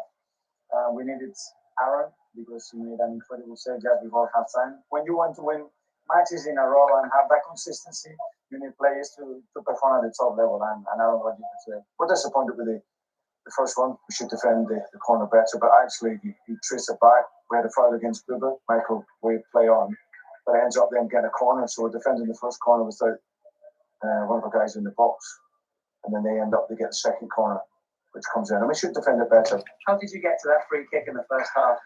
I'm not too sure, to be honest. I've trained with Madders a couple of times and played against him a lot, so I was more worried that he was going to reverse it into my side. Being that close to the goal, he had to sort of float it over the wall, which gave me a chance. But from then on, it's just sort of day-to-day training, explosion, and managed to get my hand there. They were both brilliant during that match, Ramsdale and Emil Smith-Rowe, once again.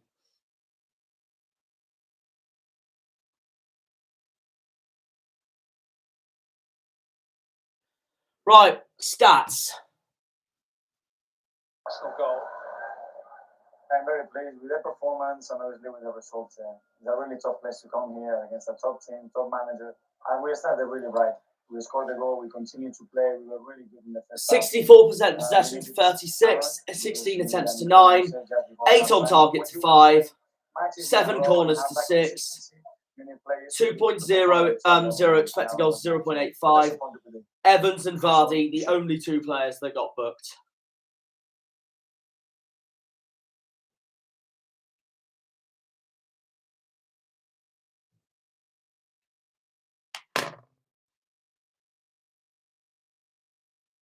Being that close to the goal, he had to sort of float it over the wall, which gave me a chance. But from then on, it's just sort of day-to-day training, explosion, and Yeah, big win for Arsenal. I suppose it says everything, Ian, really, doesn't it, that your goalkeeper was the hero?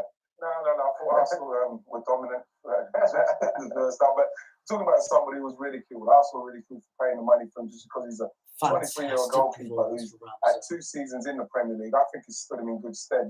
His distribution is absolutely fantastic. The confidence and what he's brought to this dressing room. You see Lacazette as well. I love when Lacazette's playing because you know you've got a goalkeeper who can hit him. But watch this. Oh my gosh. Oh, come on. That is just magnificent. They look where Arsenal are. That's where they're playing. That's what they've done in the first half. But it was a save. But this is a fantastic fingertip save. Again, he's, I know people say, yes, your goalkeeper's man of the match, but he made great save. But this is the save of the season. That is magnificent. He got the luck as well after it, because Johnny Evans does well to follow that in, but he got the luck. But what he done for Arsenal today, look from this side. God, that's amazing. Fantastic. Got the luck today, because when Leicester had that little period, they had a period where they were really up against Arsenal, this kind of period where Arsenal may crumble under it, because we are a young team still progressing, and he made brilliant save there as well, kept us in the game, kept Arsenal in the game. And once they got through here again, he looked massive. Is he close to pushing Pickford? Without a doubt, especially with the way that he his distribution. And he's young, like I say, he will make mistakes, but the second thing, this is brilliant. That was brilliant. They were saying, you know what they say? Hey, yo! And he turns around and does that. I just thought that was so good. That was fantastic. That was Jamie Vardy. Yeah. Now, we saw earlier, didn't we, that Laporte got a red card. There was also a very similar offence with Johnny Evans, but exactly saw yellow. Yeah, inconsistency. Absolutely, and that's what drives players.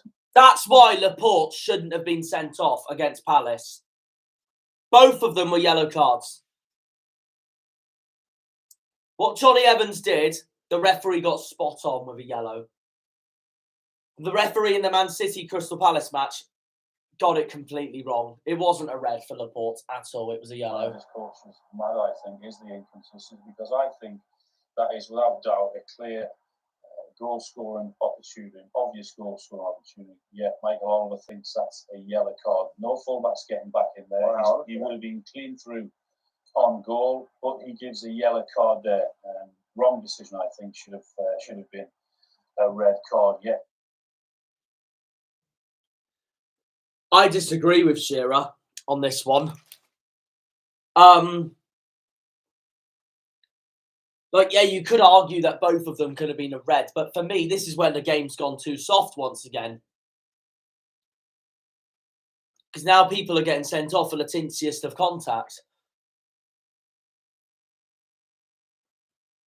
Game's not physical enough anymore. That's why both of them, for me, were a yellow card. I didn't think both of them were enough to be a red. If there were two of them, obviously a second yellow, red card. No, for me, both of them are yellows. Not going to lie. I know the rules are the rules. The rules would be both to get a red, but that's where I feel part of the game needs to change because it's not physical enough anymore. In this game, Laporte and Zaha, it's almost an identical situation, isn't it? Is that no fullback or no defenders getting back? If he doesn't foul him there, that's another obvious goal scoring opportunity for me. So he gets that one right, the red card. But how can one be a red and one be a yellow? Yeah. That I do agree with Shearer with. The inconsistency is ridiculous, but I disagree with him because I think both should have been yellows. Denying an obvious goal scoring opportunity. Burnley hadn't won at home in the league since January. Right, Burnley against Brentford. Shout out to my guy Tom from David Moxon. His men have got his first win of the season. If Burnley require further motivation Burnley, to Pope, get the first win of the season, then Sean Dyche's 9th anniversary as manager. Lowton, Taylor, Tarkowski, Ben Mee, Goodmanson, McNeil, Westwood, Brownhill, Chris Wood, and the man on form, Cornet. Brentford, no David Raya in goal. It's Fernandez in goal instead. Zanka, Janssen, and Pinnock. Canos, Henry, Onyeka, Norgard, Jensen. Fours and Tony are both up front. No Mbomo playing. It is an afternoon where you feel that the 3 points are of the greater importance to Burnley. Paul McNeil and Brentford have got an opportunity to apply some pressure for the first time. Falling nicely the way of Brownhill. McNeil. Lowton. It's a super pass forward for Wood. And Chris Wood immediately gives Burnley the lead. Just his second of the season. 4 minutes in, the Clarets and Sean Dyche's men take the lead. A brilliant finish from Chris Wood. Well, it was all about the quality of the ball forward from Matt Lowton. Pinnock couldn't cut it out, and Wood, without hesitation, sensed the opportunity. Boy, did he, and Burnley need that. Lowton. Moving the ball around nicely. Goodmanson.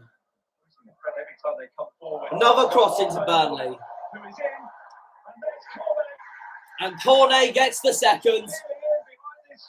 An absolute wonderful start from Burnley. And he's kept himself onside and teed up Maxwell Cornet for the second. Oh, and it's been ruled out. It's been ruled out by John Moss. Well, sorry. John Moss is checking it for VAR. Oh, that's so unlucky. I thought that was a brilliant goal.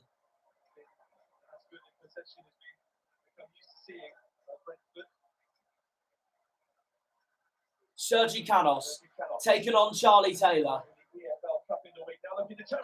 Ivan Toney looks to equalise, but he doesn't. It's a save from Nick Pope. The sharpest of reactions from the Burnley goalkeeper to keep it at 1-0. Right away, the best chance that Brentford have created since falling behind. Brentford's throwing. Now Pope is out, but he's made a mistake. That Canos very nearly capitalised on. Oh, from the sublime to the ridiculous from the Burnley goalkeeper in a matter of seconds. Thomas Frank looks on as Brentford look for the equaliser. The long throw. Straight back to him.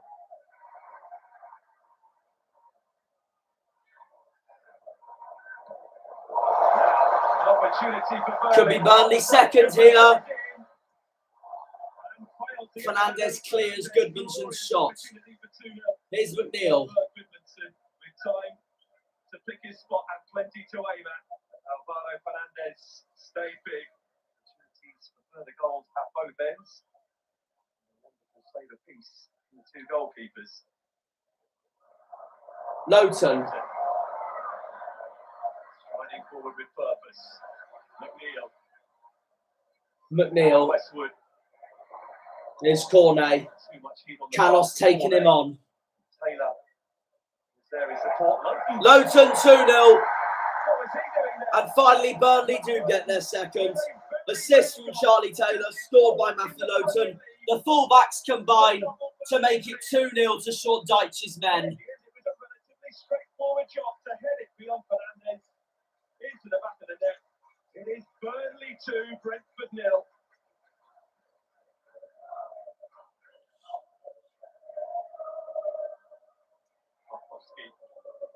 Tarkowski. Defending from him, McNeil. incredible pass and then control from Cornet. Here's Cornet, free. Easy as you like. It's a terrific performance this is from Burnley. Cornet's fourth goal in 5 Premier League appearances. The man is on fire right now for Sean Dyche's club. Burnley 3-0 up. Surely this will be the Clarets' first win of the season.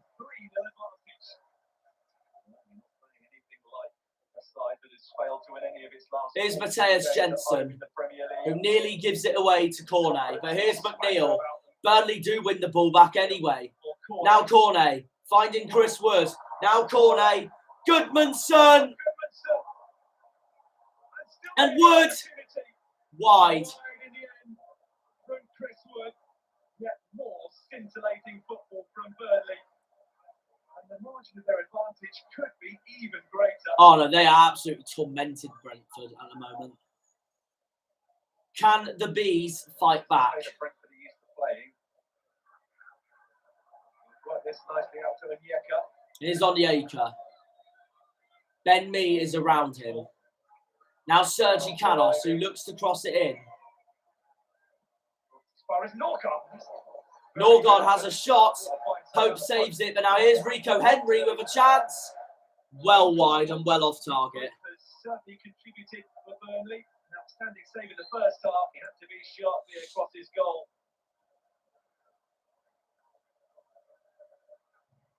Vidra comes on for Cornet. Goddess, Janelt and Roslev come on for Onyeka. Jensen. Outstanding save in the first half. He had to be sharply across his goal.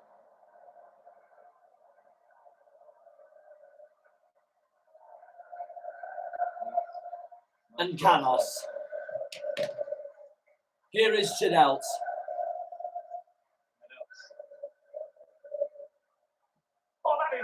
Oh, Brentford do get one back. That's a stunning goal from Goddess. Assisted by Christian Norgard. And the substitute hits it bottom left, and Brentford try and find a way back into this game. But it's not enough. Burnley get their first win of the season. Burnley 3, Brentford 1. Easily the Clarets' best performance of the season so far. Job done for Sean Dyche. His first in the Premier League. A memorable hit. It is finished. Burnley 3, Brentford 1. It's very frustrating to be doing this interviews because it's saying we're not far away and people eventually go, we say that every week. Our performances have been generally good. They've been generally solid performances. You know, you've got to get on the right side of the margins. But today was a very, very good performance. If you are slightly underperforming, you just get punished very hard. And we got punished very hard today. I think it was more or less written in the stars that they had to win today on Sean's 9th year anniversary in charge of Burnley. It couldn't be anything that a Burnley win. How big a lift does that give you personally? Yeah, nice. I put a lot of ownership on myself to score goals. My job at the end of the day, and I know so far it hasn't been as good. But I know I'm good. I know I can score at this level. So it's about keeping working hard, waiting for the opportunities and taking them when I get them. And how will you celebrate the win and your 9th anniversary this evening? As I do, pretty steadily. I'll be all right. I'll be smiling. Very, very happy Sean Dyche.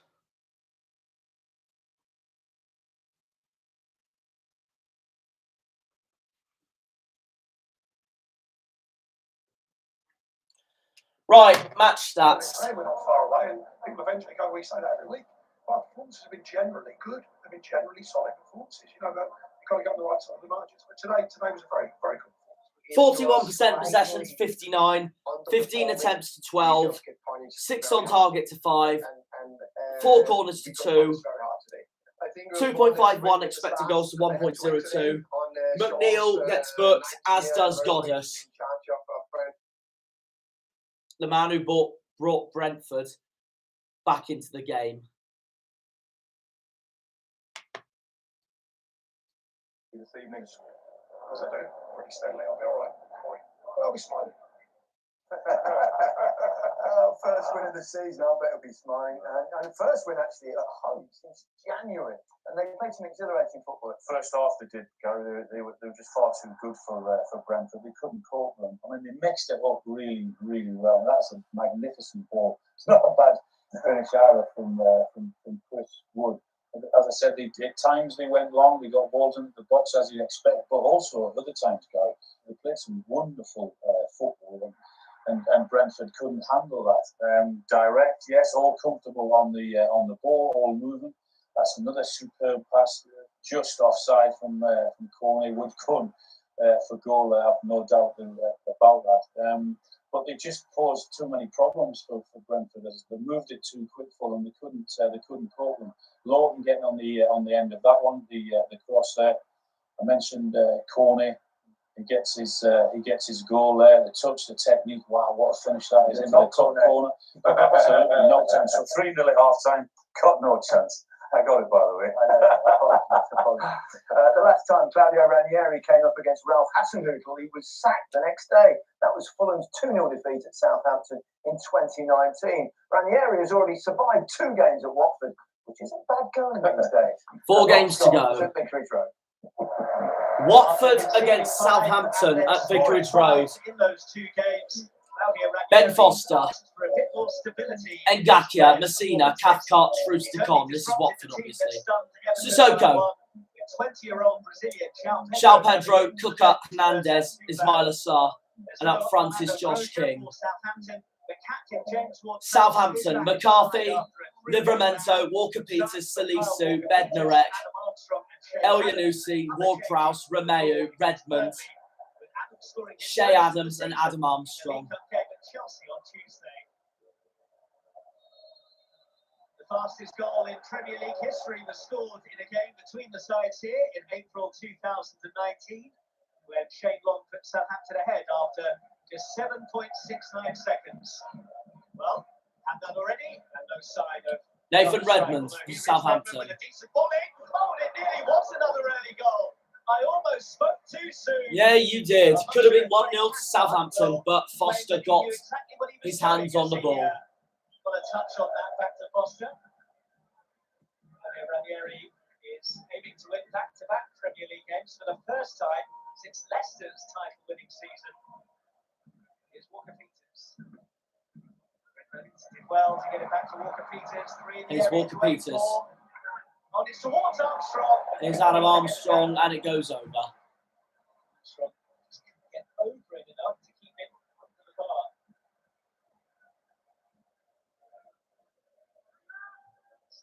Salisu. Adam Armstrong. Adams. Shea Adams has a go. Oh, what a goal that is. Top right, and top class from Shea Adams. Southampton take the lead here at Vicarage Road. Arsenal will certainly drink to that. But he scored his first goal of the season in the League Cup game at Chelsea in the week. On target again here with a peach of a finish. Watford 0, Southampton 1. Given Southampton's away record, they would have surely travelled more in hope than expectation. The Saints having won just 1 of their last 17 away league games. Foster's goal kick. Finding him as well. Here's Josh King. Kicked by neither of Here's Ismail Assar. Watford didn't get it over the line at the end.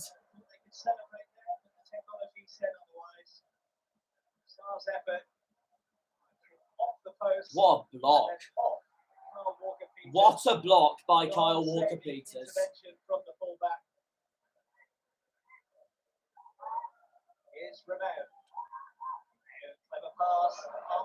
Here's Armstrong. Nearly 2-0.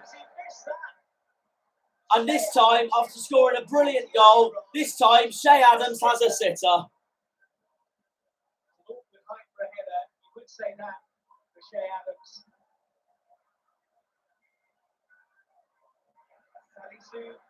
Here is Salisu.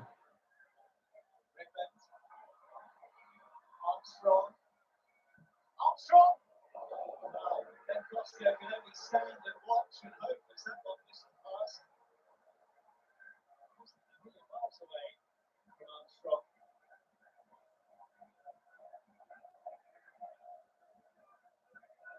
It's a good ball to Walker-Peters. Here is Walker-Peters. Away from Walker-Peters.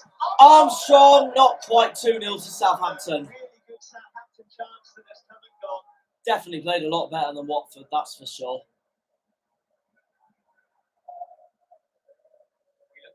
Even though Watford nearly scored earlier on. Semmer and Cleverley come on for Hernandez and João Pedro.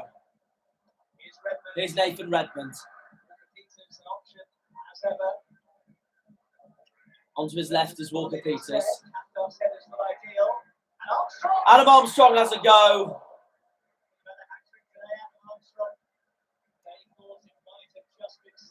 Not quite for the Saints. Watch and wait to see what happens.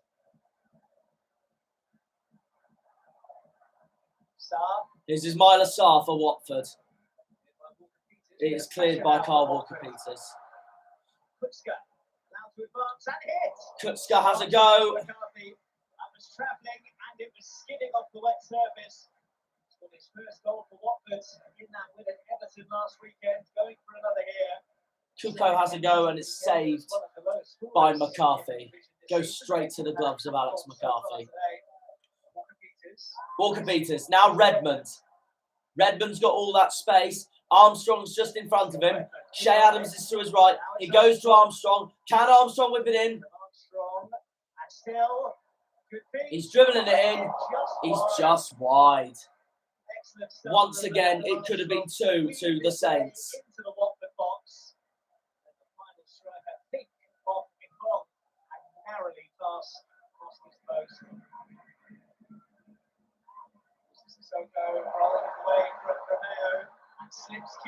Here is Josh King having a go for Watford.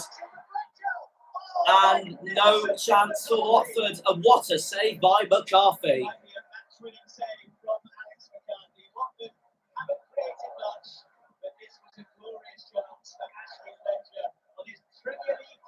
And Southampton take an important win at Vicarage Road. An important away win. Much more.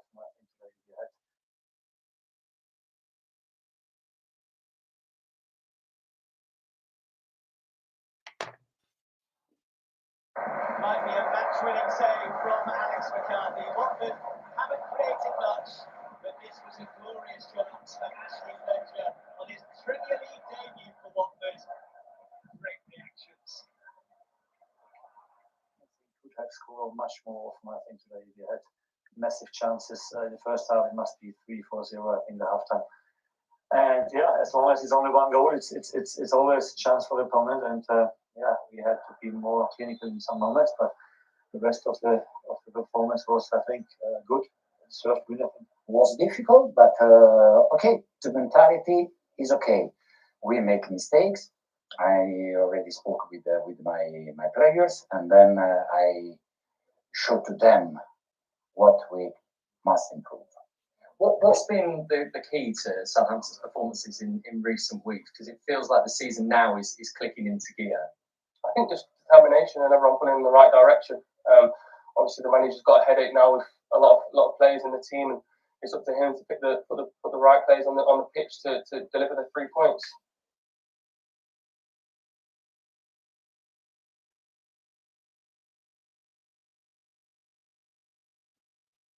He had a great performance today, Shea Adams, despite his sitter. This is the first half. It must be 3-4-0, I think, the halftime. And yeah, as long as it's only one goal, it's always a chance for the opponent. And yeah, 39% possession, 61, 10 attempts to 12. 4 on target though for Watford. Southampton's 1. 5 corners to Southampton's 8. 0.81 expected goals to 1.63. João Pedro, Cuca, Salisu, and James Ward-Prowse all get booked.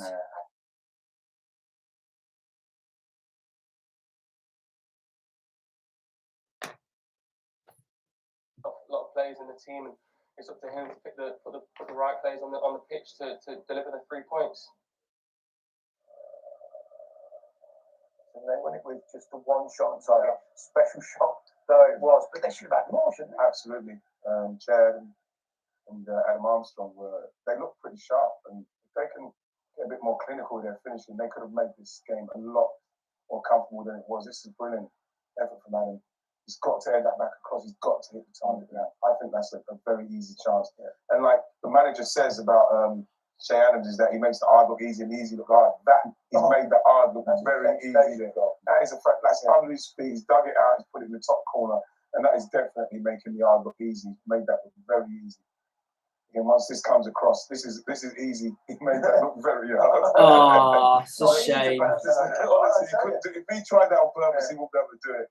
I like Adam Armstrong. I think he's sharp. He looks like he wants to get a shot off. He looks very. He just needs to get clinical. Again, here, lean over it, get your knee over it, and hit that on the target. Let the goalie make a save. That's what you want to. That's what you want to do here. Again, hit the target there.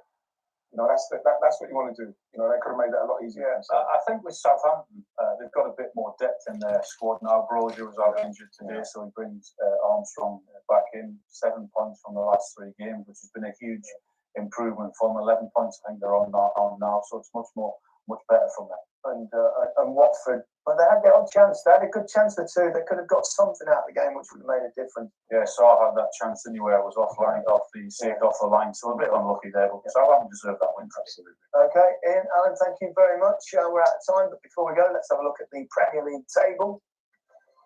Chelsea stretched their lead at the top to We'll skip this bit because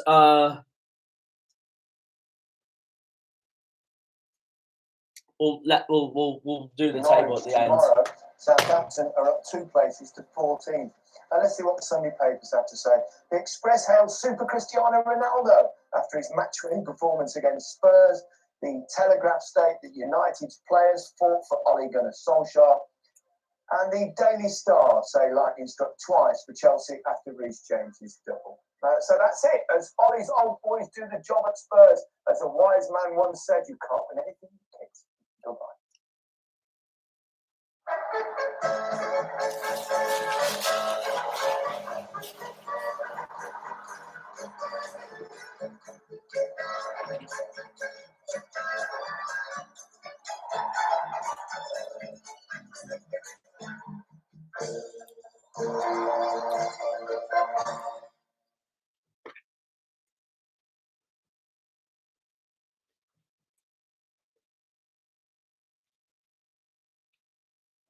Three games to go.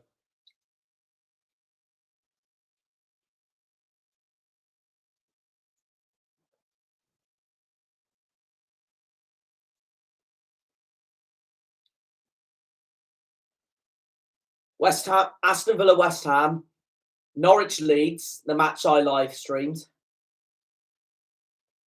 And the match I was supposed to live stream, but the internet completely fucked me up for the whole day, which I apologise for still. Wolves, Everton. Evening 2 games tonight, plus all of yesterday's goals, and alongside Dion Dublin, we have a recent Premier League manager in Chris Wilder. Hey! First to Villa Park. We like Chris Wilder. Lost their last 3 and faced West Ham, who started the day before. Commentary from Simon Brook. Villa, West Ham. Villa look to get back on track after 3 straight defeats, but face a high-flying Hammers side who've taken 10 points from a possible 12 on the road this season. Villa's lineup shows 4 changes, with captain Tyrone Mings and Axel Tuanzebe both dropped, Martinez, Cash, Konza, House, Target, McGinn, Nakamba, Jacob Ramsey, Buendia, Bailey and Watkins. This is the match I did watch, but I didn't watch it live stream, so I wanted to just have a break and enjoy it. West Ham, Fabianski, Johnson, Cresswell, Ogbonna, Zuma, Socek, Rice, Bowen, Benrahma, Fornals, Antonio.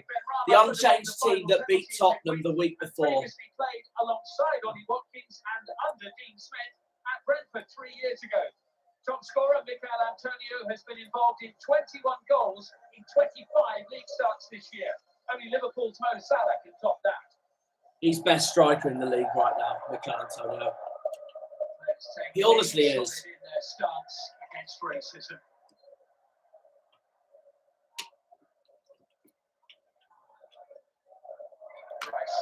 Here's Declan Rice. Early authority about West Ham here in the opening minutes. Now Johnson, third match in a row. He started in the lead. What a goal from Johnson. Johnson, superb start for West Ham in the 7th minute. 7th minute, the Hammers take the lead, assisted by Declan Rice, scored by the right back Ben Johnson, standing in for Vladimir Sofal. Rice picked him out in space.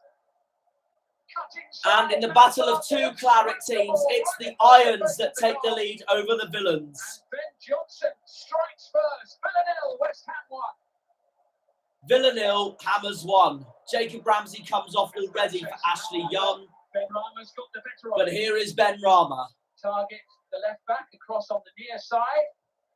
This is Antonio. Is Antonio. Buendia starting on the right, appearing at left back. Over it comes. Balls at the feet of Bowen. Blocked by Cash. Bowen again, and it was so nearly 2-0. Well, Villa were really stretched there, and West Ham so close to a second goal. Bowen's first shot blocked by Cash, and the second one by Cash again. Dean Smith making some big calls today, not least in dropping Villa's club captain Tyrone Mings. Yeah. Is Ashley Young. Now, McGinn on the Villa right. John McGinn. Watkins and Bailey in the middle. Running by Buendia. He's away from Fornals here. Buendia into Watkins, and it's 1-1. First moment of real quality from Buendia. And his delivery found Aston Villa's number 11, who scores his second goal of the season. McGinn in lots of space. Good run here by Buendia. Away from Fornals. And the pass picking out the unmarked figure of Ollie Watkins. Watkins equalises.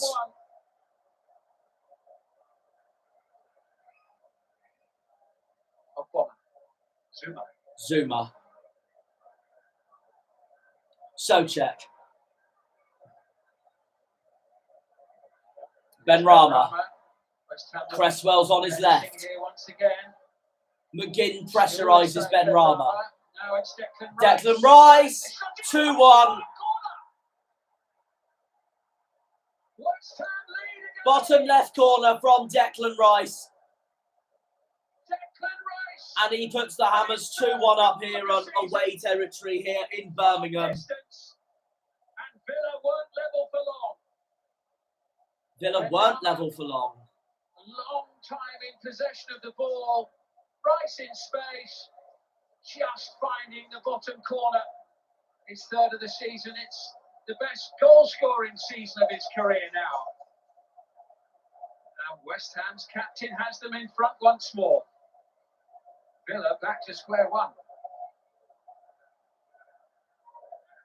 Ashley Young trying to get it out from underneath his feet. Ashley Young gives it away. West Ham countering with Fornals. Here is Fornals, who goes down. Caught Fornals. Konza comes across. Bowen tumbles to the ground right on the edge of the penalty area. Bowen goes down, but no penalty given. Free kick for West Ham. Free kick for West Ham. Yellow card for Ezri Konza. Courtney Hawes in the first challenge midway inside the half. Yeah, he gets elbowed. Oh, that's a definite yellow card. And then there's a challenge there by Ezri Konza. VAR looking at two things at the moment. There it is. elbow of Hawes clattering into Pablo. I think it could be a red card, actually, you know. You might give a red card for Cleared up this. the first incident, but they are now checking the second one for denial of a goal-scoring opportunity. They're now checking VAR. So it's the Konsa one that they are going back to. This one here. I think Ezri Konsa could be sent off here. Referee Chris Kavanagh has had a good look. The red card is in his hand, and Aston Villa are going to be down to 10 men here. And Ezri Konsa And he is sent off. going to be sent off. A straight red card, deemed to have denied a goal-scoring opportunity. Villa behind and down to 10. Konsa's down. Konsa is off. See, again, Wendia and Mings. Right, so Mings comes on for Wendia. Again, this is, again, proof I completely disagree with red cards being given for goal-scoring opportunities. But they give yellows for a dive. That's a joke, in my opinion. Anyway, let's move on. Argues his case. Sorry, that's not a red for me. He will That's a feel the yellow. world is against him at the That's not moment. enough. That's not enough to be a red for me. I completely disagree with it in football, but I guess that is what it is. Just pausing for a second because I know I got shorts on, but I'm absolutely freezing.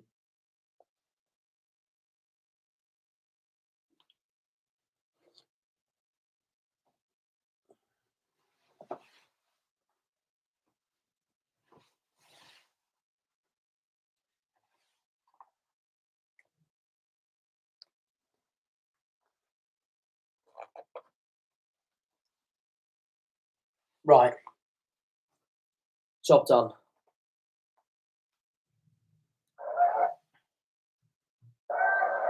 In once again. Socek rising high. Courtney Hawes heads it back in. Tyrone Mings is there. It's back out. Here's McGinn. Who floats it in. Into Watkins. Hits the bar. Villa look for the equaliser, but no chance. Joe O'Connor. And Villa really close to an equalising goal.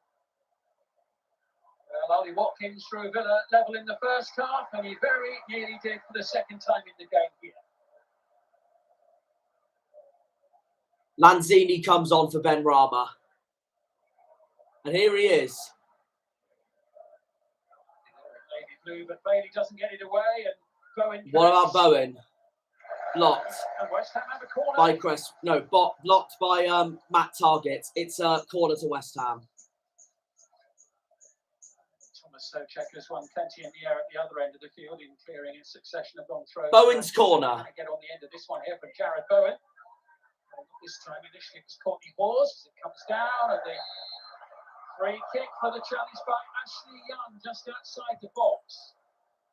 Young went to challenge as the shot from Lanzini came in, and Lanzini had a go, but Ashley Young made the challenge. The ball free kick.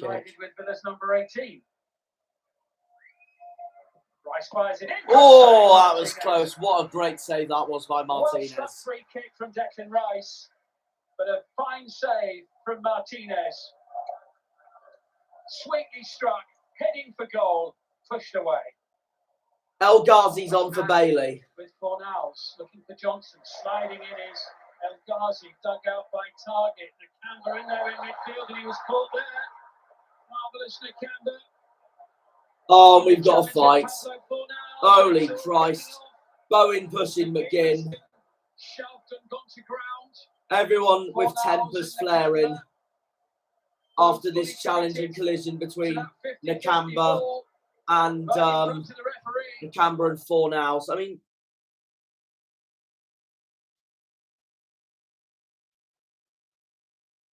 Fornals, and it's all kicking off.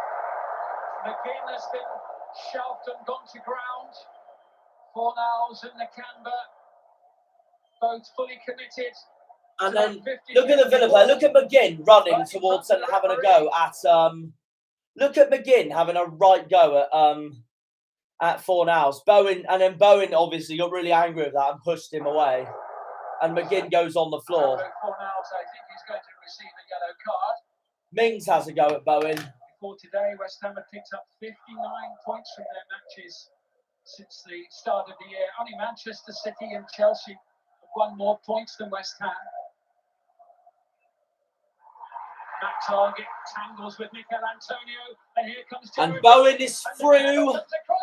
Not quite, but it's saved by Martinez, but Fornals puts it in. And it's 3-1 to West Ham. Surely no chance back now for Aston Villa. It's hard to see a way back for 10 men from this.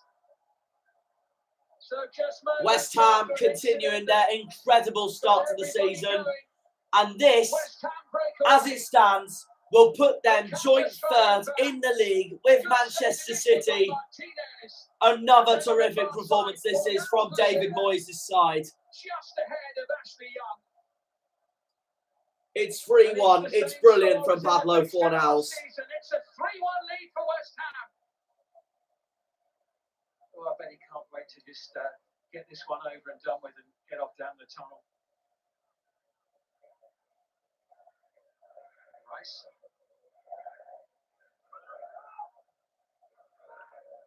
Tries to get it in front of Mikel Antonio, overcommitted. Antonio feeding it through. Lanzini, Bowen, 4.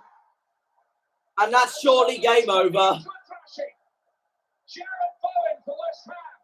It's the Hereford man, Jared Bowen. And West Ham have torn Aston Villa apart tonight here at Villa Park. Villa outnumbered, outmaneuvered, 4-1 down. It was Hawes initially who overcommitted against Mikel Antonio and was suddenly playing catch-up. And Jared Bowen finds the back of the net. Well, much for Villa fans to ponder on this Sunday afternoon. How much does, in a way, does confidence sort of provide its own momentum? That confidence does. But I'm more interested in performances and us playing well. And we've done enough today. I'm thrilled at winning 4-1, but I think the performances can be better. I've told the players I think they can play much better. But we've played 10 games this season. We're in a decent league position at the moment. So their effort, what they've done at the moment is fantastic. They've been so good. Dean, went to start really this afternoon. I guess the red card? Yeah, but it was the red card. I mean, I've been to the referee and explained his decision making to me. He didn't think it was a red card on the pitch, and he was told to go over and look at the screen, and he saw a still of it, and then he saw it in full time. He thought the ball was going towards the goal, which amazes me because I've just seen it. It does go towards goal, and actually he's round uncovered if he does get on it. It's a foul. We all know that. You got the first of them, giving your team the perfect platform, and then you make it look as if you do that every week. well, not every week. Mikel Antonio was saying to me, like, I can play with both feet, and he was saying you use your left foot more when you're trying to beat an opponent. So the space opened up to come inside, and I just wanted to stay as relaxed as possible and not think about it and just place it in the corner, and that's what I did. And yeah, it was thankfully it went in. 4 defeats in a row. You won't thank me for reminding you of that, but it's amazing how quickly things change and perceptions change, isn't it? I mean, it was a month ago you won at Old Trafford. Yeah, and here we are. Listen, perceptions change all the time. We can't control that. All we can do is control our performance and how we do. I've said many times I believe in this squad and what they've got. I don't think we certainly deserve the 4-1 defeat today, but the squad's good enough to turn that round very quickly. So, and we need to, because obviously you don't want this to fester.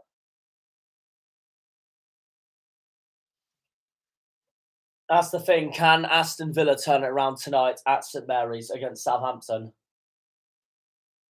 Will Danny Ings return for the clash at St Mary's against the club he has been brilliant with for his career, for part of his career?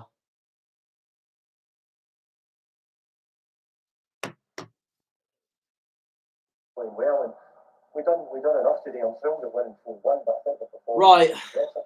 I've told the players I think they can play much better. 42% possession to 58, 9 attempts to 21, 3 on target to West Ham's 9, 3 corners to 6, 0.73 expected goals to 2.61. McGinn gets booked. Yeah, but it was the red card. I I mean, I did see the referee. And Fornals and Bowen get booked, and Kodza gets sent off.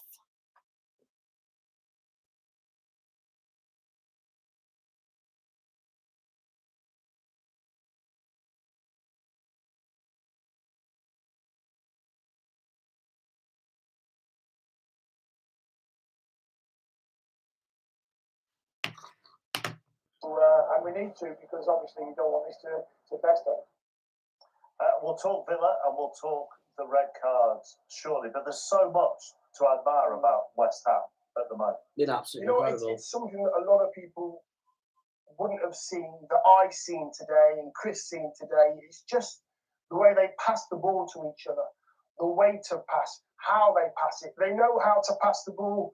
I've put a run of sort of 5 or 6 clips here just to show you exactly what I mean. And they're all different. They are very different. I mean, it's just, I mean, Rice was outstanding, Chris, again, wasn't he? He's got to be the best current form, the best midfield player in the country. He's got everything. And it was a great pass there. He picked that pass out.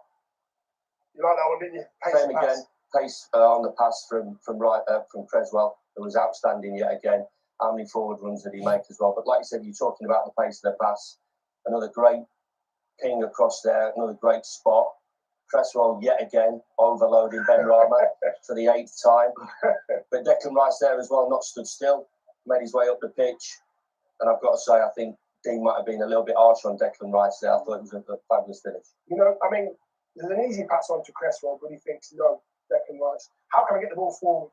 And there's one pass there, another pass, I think, from Ben Rama. And then he cuts out, 3 players, 3 Villa players. And they did this all game. Realising the time when to play and when not to play, Declan Rice doing his defensive duties, clearing, centre forward there, making sure that he gets something on. He knows he's going to get smashed, but he's keeping the game alive, and this is what happened. Big challenge. Bowen getting up with play, and he does the right thing. Shoots across the goalkeeper, and Fornals doesn't admire anything, goes and gets up with play and gets his reward of attacking. Yeah, this is my favourite one, this one. Mikel Antonio, the ball's played on the safe side. Mikel Antonio takes it, he doesn't get excited and think, I'm going to shoot, plays it to Lanzini, plays it over to... that is a great goal. That is a great goal. I think we were talking, weren't we, in the watching it live, and we said, go on, take that other pass, take that other pass. Yeah. I think after Mikel Antonio has been a major player along with Declan Rice for West Ham this season and for another couple of seasons. It makes a difference, Chappie, the way you pass the ball to your teammate. Whether to zip it, or whether to go cross field, whether to hook it. Correct. You pass 2 or you pass 4, and the players know what means what, and West Ham seem to get this absolutely spot. And I think as well, just in that clip as well, for that goal as well, everybody's expecting Mikel Antonio to take a shot. He's done brilliant, take a shot, he doesn't. Then they're expecting Jared Bowen to take a shot. He doesn't. Slides it. Was it whatever it was. Yeah. It was a fabulous goal and possibly the goal of the weekend. And then for all their work on the ball, you've then got to admire their work off the ball as well. I think you're talking about an effective team here, in and out of possession. So on this clip, there you go. Creswell again, recovery run, straight back in. Souček, recovery run, straight back into shape. Gets himself in there, cuts that one out, and they're off again. Same again here, Jared Bowen. This is incredible. This is why they do them box-to-box runs on a Tuesday afternoon when it's absolutely like weather outside. He recovers, they get back into a shape, they make it difficult for Aston Villa. He tucks in, he's nice and narrow, and there's nowhere really to go there for Villa. They try and force a pass here, I think. Yeah. He comes a little bit narrow, and then here we go. Forrest Gump, off you go again. And this is a work ethic, and it's not asked, it's a given for West Ham. And you're obviously going to talk about the sending off, and he gets himself into a position where, I think just on that touch as well, Mikel Antonio gets a little touch on that as well. This is around 70 minutes. He's a big player. He's such a big player for West Ham, and he has been for a number of years. Nice and calm. Recovery run again, checks out, plays a simple pass, and gets him going again. Is that, I mean, you might not know whether West Ham do it. I know you were joking about Tuesday afternoon, but that is a training session. 60, 70 yards. 60, 70 yards. Yeah, to condition yourself, especially in that position. That's his run. Up. What I'll do is I'll run from box to box. I'll overlap Ben Rama, and he'll come on his right hand side and mug me off. And then that'll have to do. I'll run past him and get myself back in. That was a fullback, by the way. Just one on David Moyes, and we saw it in the post-match interviews, the smiles on the faces of the players, the reactions of the fans to the players, and the players to the fans. This isn't just a team that he's turned around.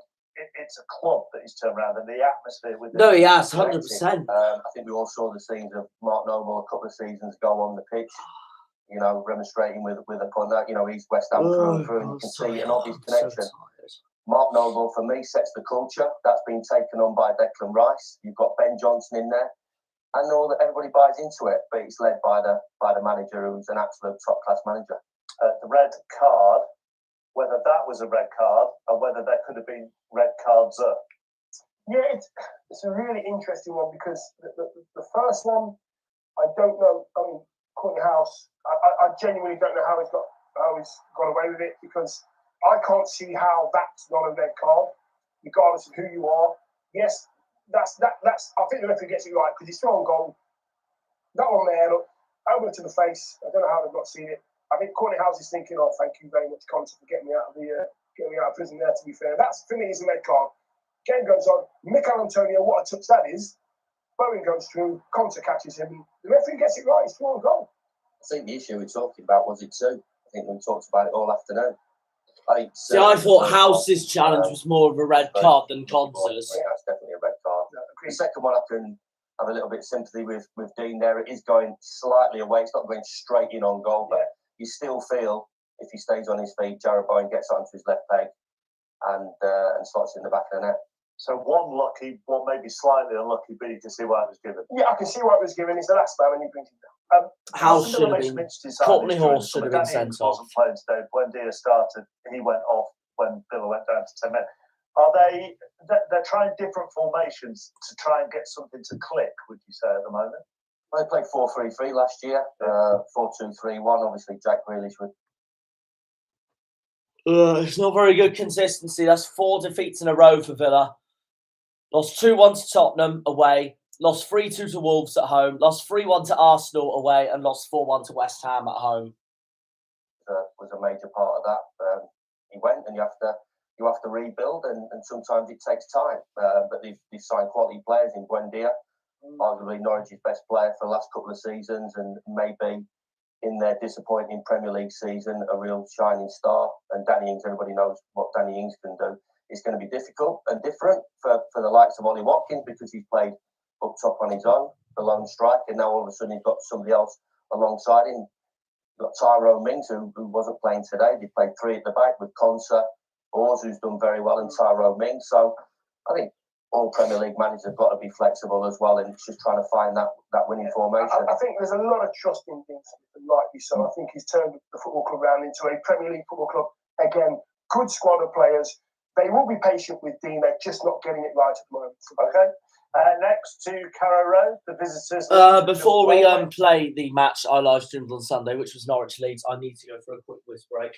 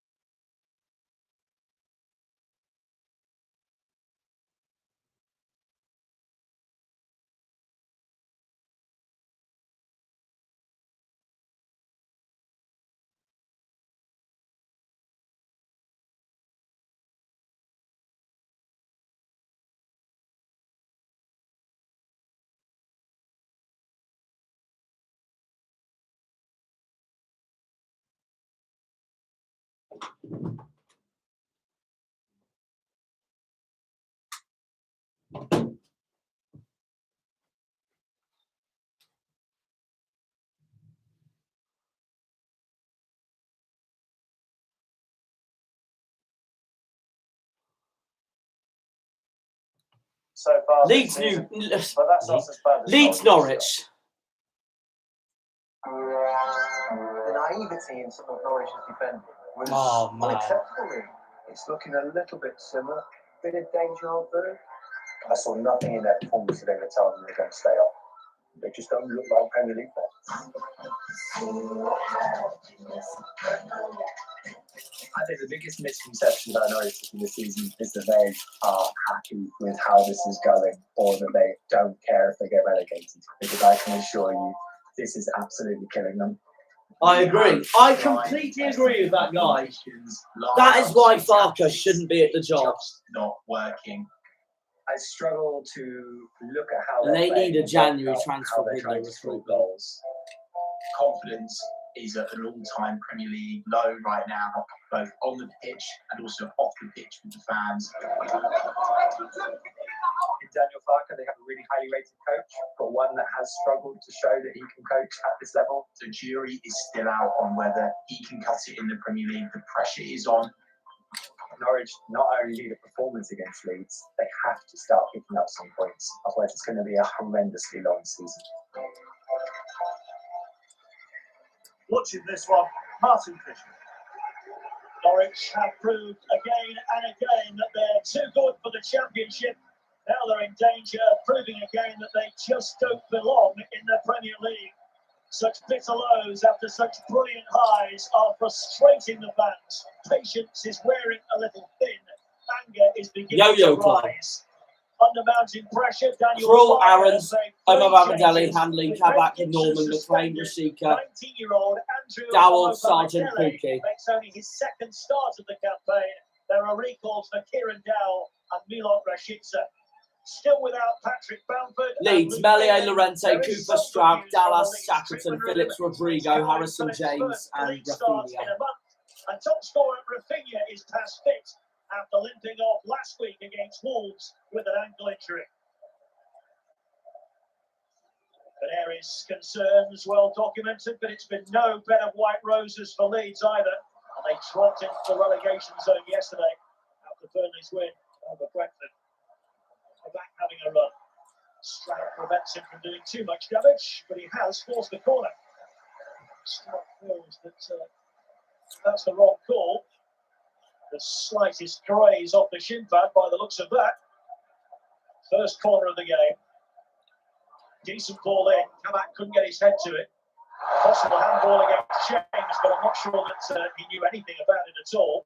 Referee says play on. Dallas under pressure from Sargent. Swept forward by Cooper.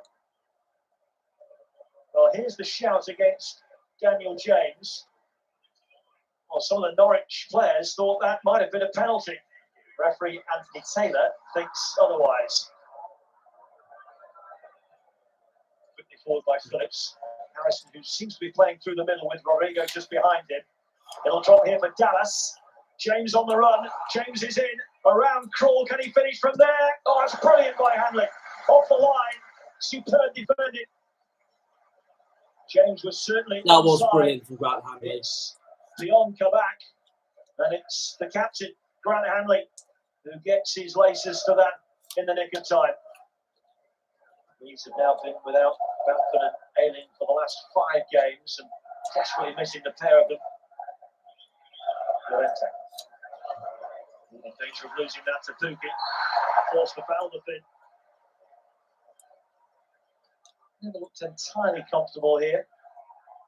Free kick has been quickly taken by Norwich. Comes the cross from Rashica. James away. Pookie first time! It's a shame because they made such a good start to this game as well, I thought, Norwich. I thought they could finally do it. Far away from finding the bottom corner of the net. There's another defeat, another frustrating so moment far for them. on the board for Norwich. Both have come after goalless draws that came in succession prior to that 7-0 annihilation at Stamford Bridge a week ago. Fouled by Harrison. There's a yellow card for Jack It's Harrison. a yellow card for the Leeds man. Max Aarons has provided the most interesting aspects of this game from Norwich City's point of view. So,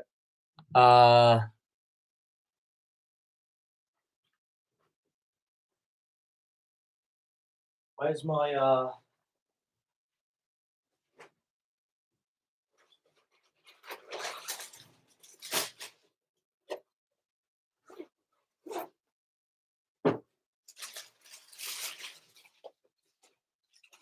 Dallin is who swings it in.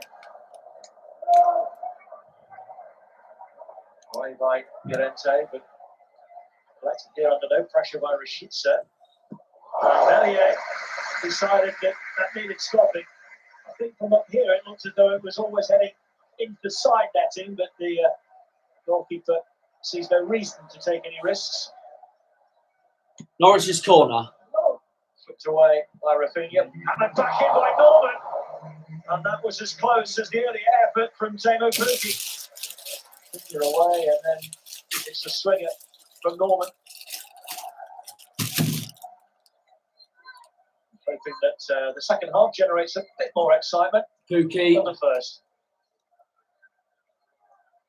Yeah, I found the first half very boring. But his clearance collected by Norman. Rashica. Pukki pushing the back by Cooper. Taylor right on top of that. His defence falls on deaf ears. There it is. Pukki certainly made the most of it. Dallin, Rashica, two over it. Rashica hits it. And Melier is right behind it. Pushed to the ground by Hanley. Somewhat unnecessarily. It's a decent hit this from Rashica. It's a score for Norwich. It's in front of the goalkeeper, but comfortable save. Strauch finding James. And he's found Rafinha. Lovely first touch. Here's Rafinha. Now to pull the trigger. 1-0. That's why they were so desperate that he was to be past fit for this test. Rafinha, his fourth of the season. He was man of the match, I thought, during this game. That is required. James does well in the build-up, though. Good vision, good execution of the pass. Oh, and man, Rafinha I can't stop dribbles stretching. inside three Norwich defenders before burying it beyond Tim Krul and finding the back of the net. It's a huge body blow for Norwich City. Their season has just got a bit darker. Norwich 0, Leeds 1.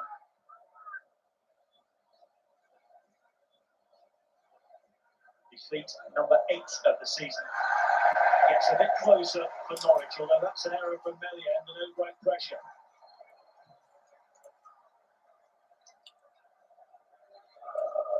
Ideally, a swift reply is what's required, and that's what they've got!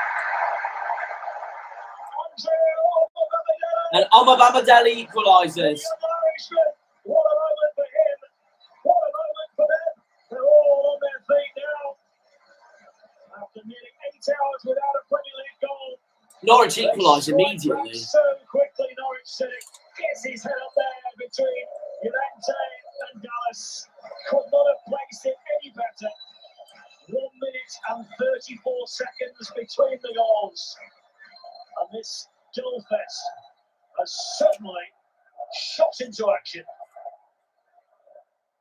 Here's Dan James. Harrison. Strauch. Here's Strauch. Gives it away. Good from Kabak, But he wins it back. In steps Phillips. Phillips. Now Rodrigo. He'll have a go. 2-1. What a strike from Rodrigo. What has happened to this game since half time? A volley of goals after Smart Money was on 0-0 at the break. Kabak taking a risk. Good pressure from Strauch. Phillips and Rodrigo just chancing his arm. Rafinha might well have been in an offside position. VAR will have a look at this, of course.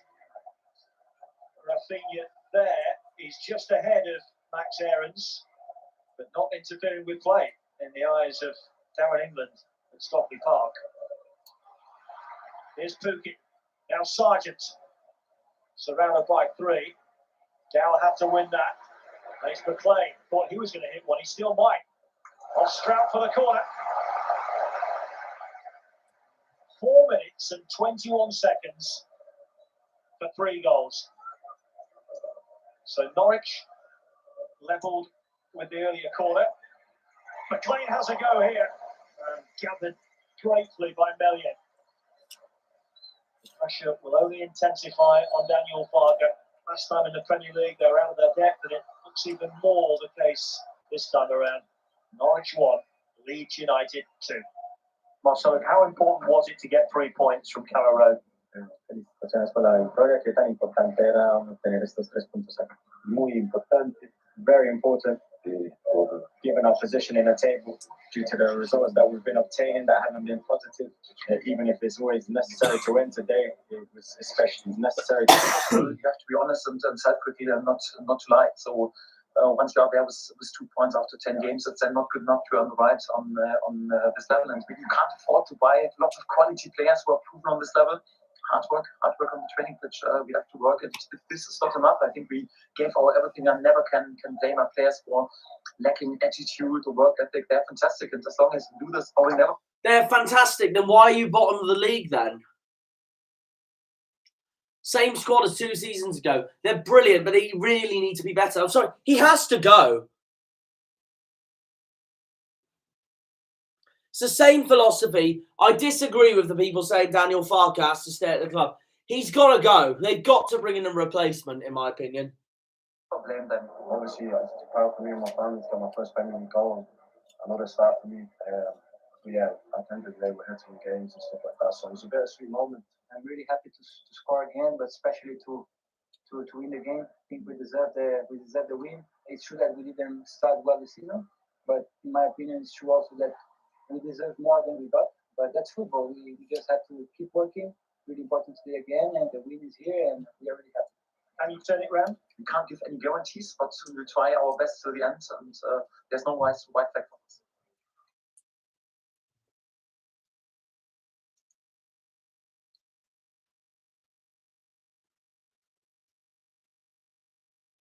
Just look at the statistics quickly. To be fair, I know I'm saying Daniel Farker should be gone, but they didn't have a bad game at all. It was just ended up really disappointing. Leeds are so much more clinical than Norwich. Given our position in the table, due to the results that we've been obtaining that haven't been positive. 48% to 52, 14 attempts to 13, 3 on target to 6. Be honest and self-critic and not to lie. So once you are there with 2 points after. Excuse me. 5 corners to 0. 0.84 expected goals to 1.01. That's not good enough to earn the right on McLean booked. this level, and you can't Rodrigo, Harrison, Shackleton and Drama also all booked.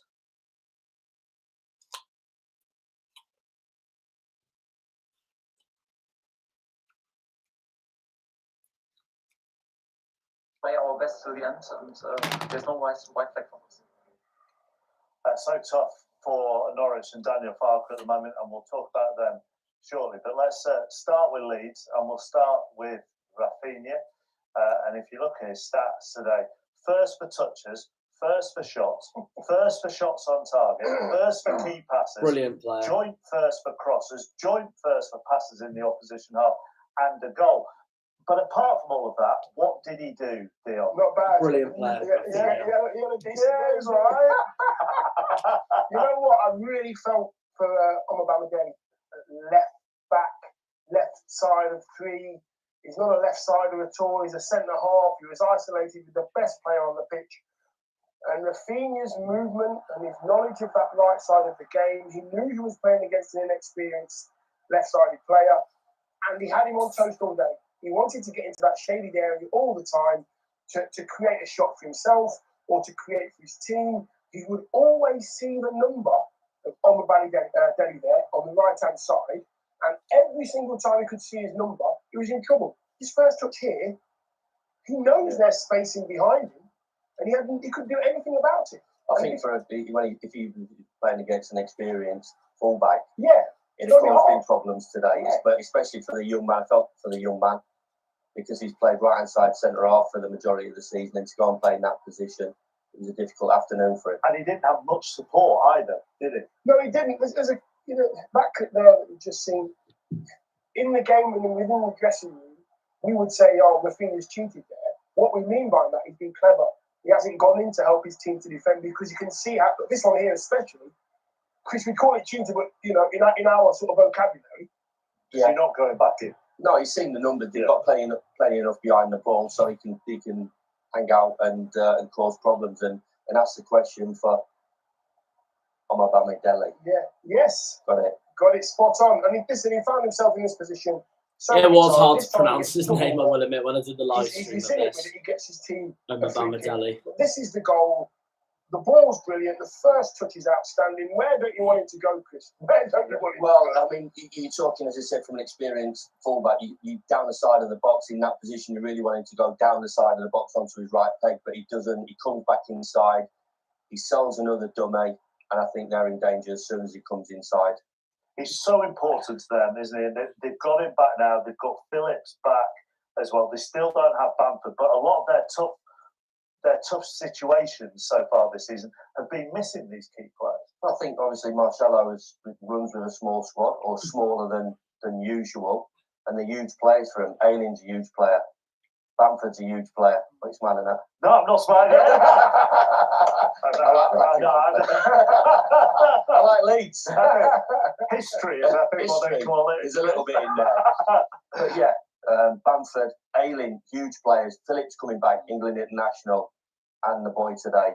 He came back last week, played his part in getting a result, and obviously today he was a different class to anybody on the pitch. He did score, Omobamidele scored an unbelievable goal, by the way.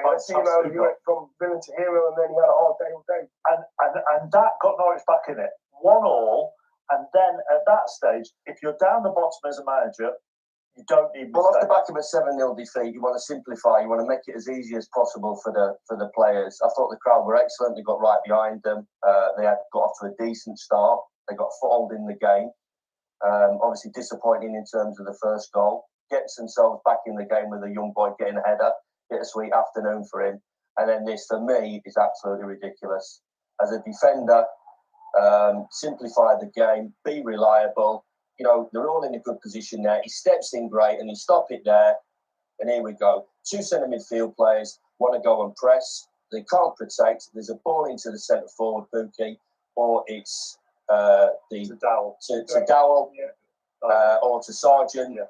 And one mistake leads to 2. I felt sorry for Tim Krul because he's an outstanding goalkeeper and he owns the mistake. There's a little bit of a run there, and I think as well you can be a little bit critical of Max Aarons. He's seen the run there. Does he step up alongside his fellow defenders? And I think if he does, then I think that's offside. Yeah, if that hit Rafinha, it would have been offside. Grant Hanley can't really go and step into him, and that's just ridiculous. He's got 3 passes there to make, and he doesn't make them.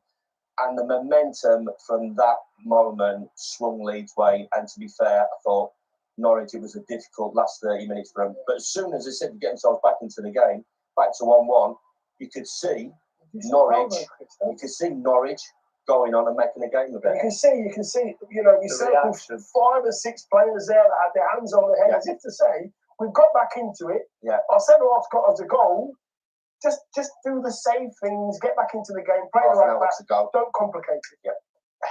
It's a tough business, isn't it? 2 years ago they go up, and when they review it back, Stuart Webber, the sporting director, is basically saying, I didn't really give Daniel Farke the ammunition to give it a real go in the Premier League. This summer, they brought in a lot of players, but as Daniel Farke said in that interview, and this is no brought in a lot of players as well. Brandon Williams, Ozan Kabak, Billy Gilmore, Angus Gunn, proven quality players. Just Sargent was from Werder Bremen. I'm guessing, Ben Gibson from Burnley. Rashika's also from Werder Bremen. Young talent on loan, whether that's Billy Gilmore or Brandon Williams. You know what? There's some good players there. Yeah. They've spent some good money as well. But when you go out the Premier League and you come back into the Premier League, Chris will tell you this, when you come back, it's got better.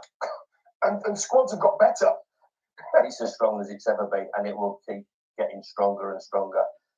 I think the point is a huge point there. You have to show that loyalty to those players when they in the first season when they win the championship. We were in with them, and you have to. And obviously, off the back of that, they make another decision the next time they get promoted. But it's not always, for me, it's not always the fees that they pay, because the fees are spread over the contracts and they spread over time. It's the wages. You know, when you're talking about, you know, some of these big clubs or even middle of the road clubs, and even clubs that are at the bottom of the league spending 80, 90, 100,000, 120, 140,000, when you've got a wage structure to work to, and they've got to balance that up because there's no big benefactor. So it's not looking just at fees or net spend. You've got to take the wages into where the disparity. You've got to take the wages into consideration as well, and as well you've got to talk about, you know, what sort of football club do we want to have this massive gamble and put ourselves in a position where we can't recover from? Because there's been plenty of clubs that have done that, took a huge gamble, and then slide down the league, and all of a sudden find themselves in League One. Right, too good, too bad still to come on to yesterday's goals and a big win for Crystal Palace. So there we are, one more game to go. The match I was meant to watch live on Monday night. Unfortunately, that didn't happen because my internet crashed, and it pretty much crashed for the whole night. Not just in my room, but in the whole of the building. They did a ridiculous maintenance test, in my opinion, but unfortunately, it is what it is. So, as I get onto YouTube, one more game to go.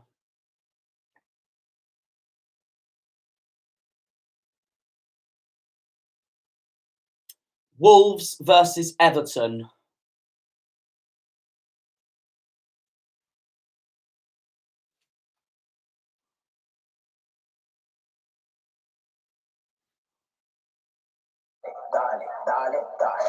Once I can skip the bloody apps.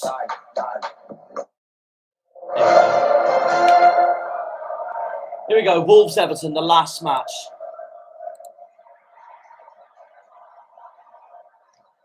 Of course, hang on, and let me go back. Of course, as this was played on the Monday night,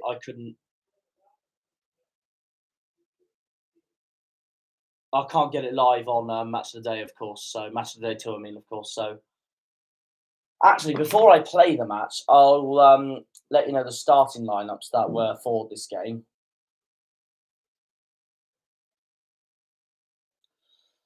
So Wolves played Jose Sarr, Cody, Kilman, Saiss, Aït-Nouri, Neves, Semedo, Matinho, Jimenez, Trincao, and Hwang. Everton played Pickford, Holgate, Keane, Godfrey, Coleman, Allan, Townsend, Iwobi, Jean-Philippe Gabamin, Richarlison, and Demarai Gray.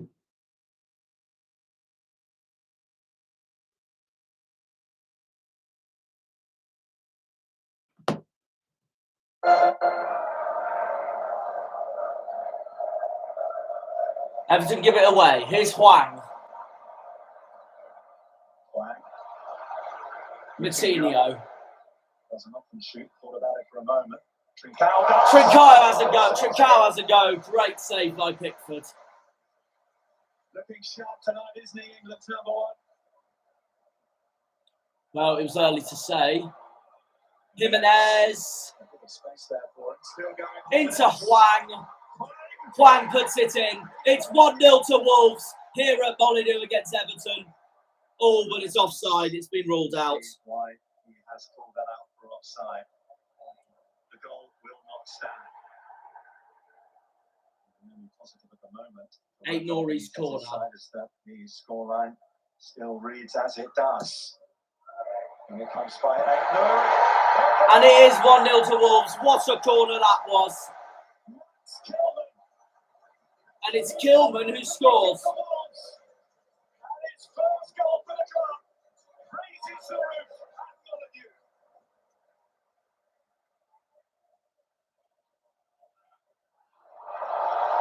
It's ponderous.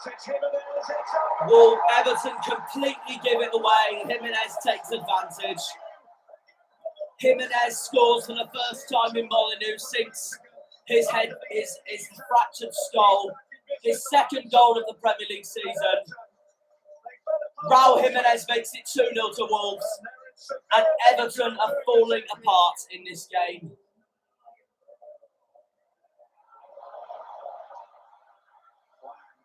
Wang. He might get it from Semedo. Here's Semedo. Back into the middle. Jimenez hits the bar, the post. He just can't get in the pace because it's a deep cross in there. Trying to get the power on it.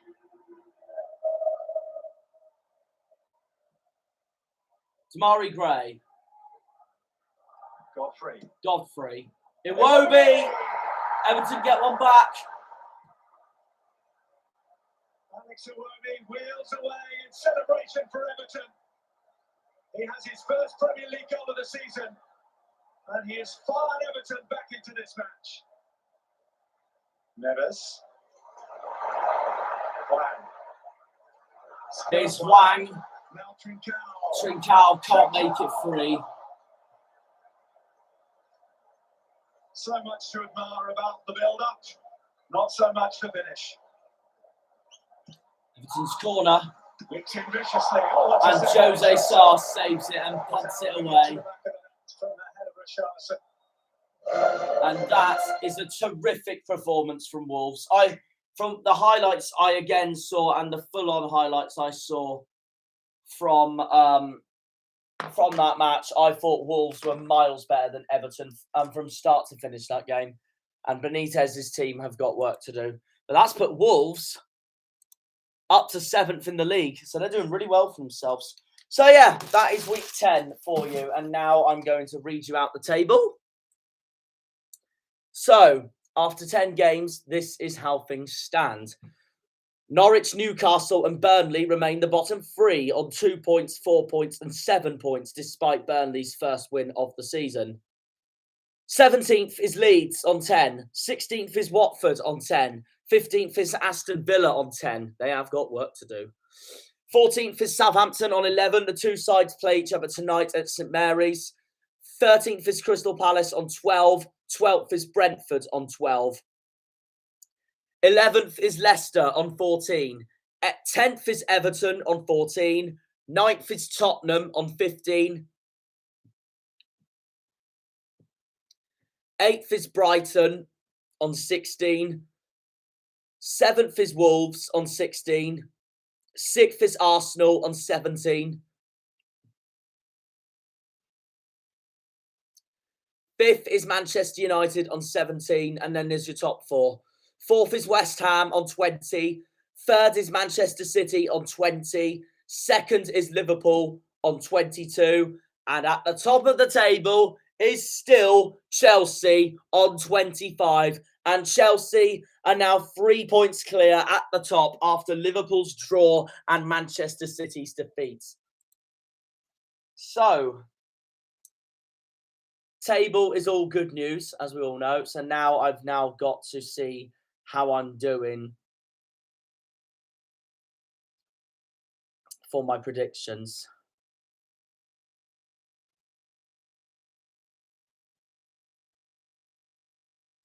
How did I do for my predictions? Okay.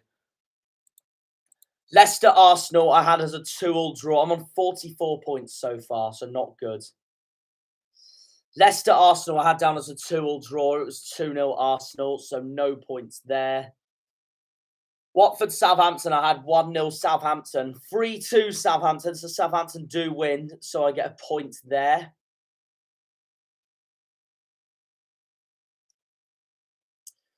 I had Liverpool to thrash Brighton 4-0. It was 2-2. So, nothing there at all.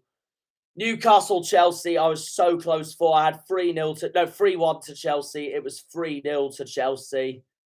So I get a point there. Man City, Crystal Palace, I had 2-0 to Palace. No, 3-0 to Man City. and it was 2-0 to Crystal Palace. A result no one or hardly anyone expected. Burnley-Brentford, I had as a win for Brentford. No, for Burnley, 3-1. No, 2-0, and it was 3-1. God, I'm losing my head here. So I get a point there. Tottenham Man United, I had as a 1-1 draw, and it was 3-0, so I got that wrong. Norwich Leeds, I got absolutely spot on. 2-1 to Leeds, and I was spot on. So 6 points. Aston Villa West Ham, I had 2-2 as a draw, but it was 4-1 West Ham, nothing there. And Wolves Everton, I also got spot on. I did say 2-1.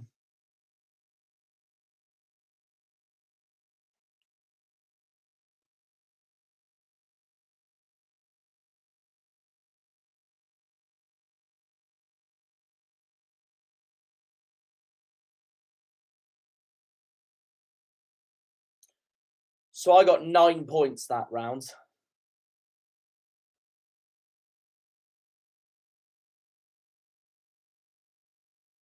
But in terms of victories and predictions, I got absolutely spot on. I got 2 in 1 week, in 1 round. So that is actually probably my best round so far, despite the fact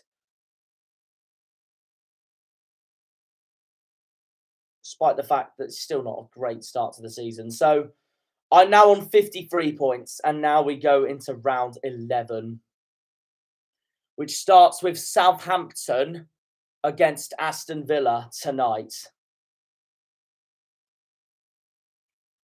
Oh, God.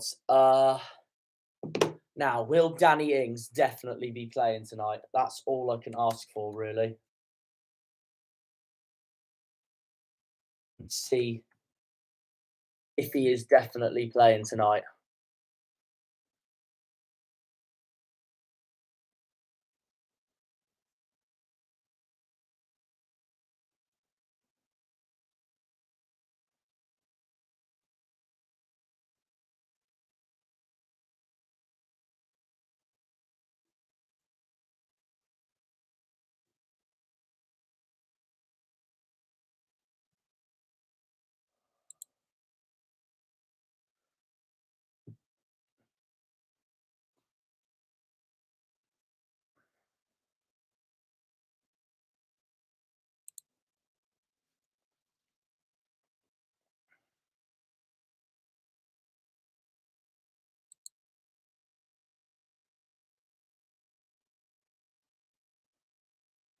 Oh, it's most likely he's not playing tonight.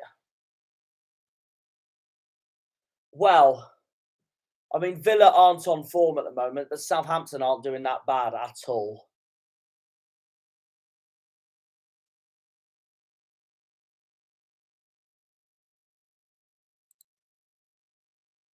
They're not sure Danny Ings would play tonight.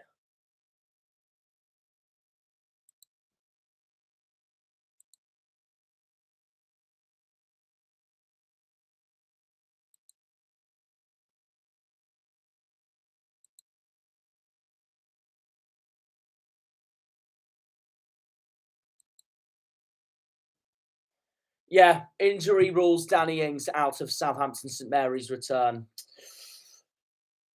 Douglas Luiz, Bertrand Traore also absent.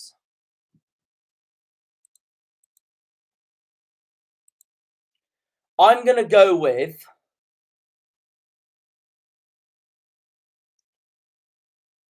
after they've picked up 2 wins and a draw in the last 3 games.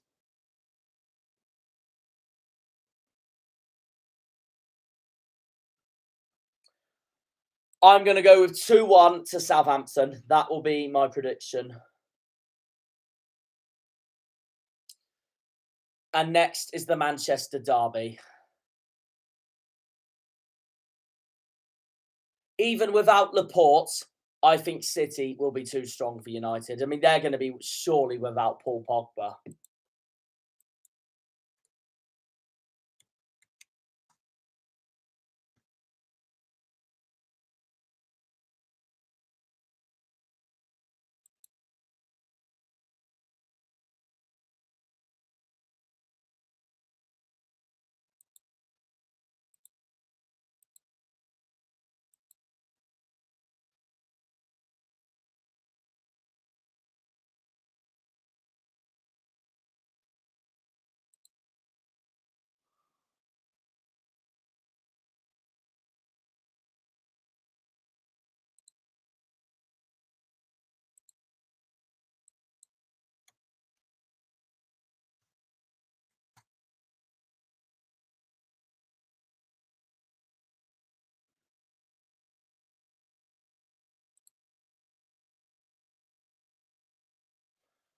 I'm going to say...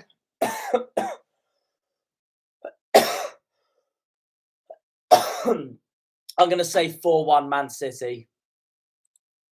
I think they're going to be too strong for United, even without Laporte. They won't have Pogba. It'll be Stones and Diaz at the back. I think Ronaldo will get the consolidation goal for United. I'm going with 4-1 City, and I think Solskjaer will be gone after this match. Chelsea-Burnley. I mean, Cornet is on fire at the moment. But I think we're going to have a home win, no problem, tomorrow against Burnley. I'm going to go with 2-0. Actually, no. I'm going to go with 2-1. I actually do think Cornet's going to keep on his form. But I do think we're going to win, no problem, despite the scoreline. Crystal Palace against Wolves. That is a tough one.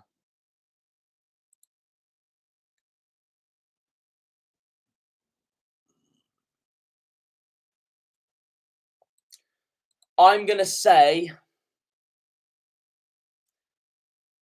a 1-1 draw between Palace and Wolves.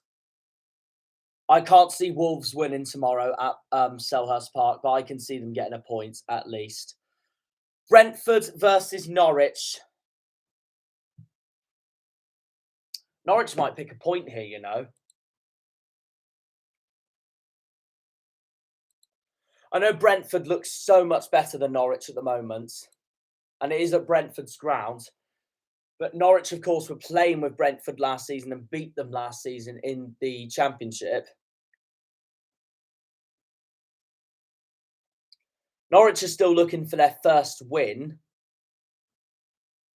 But I think Brentford looks so much better than Norwich right now. However,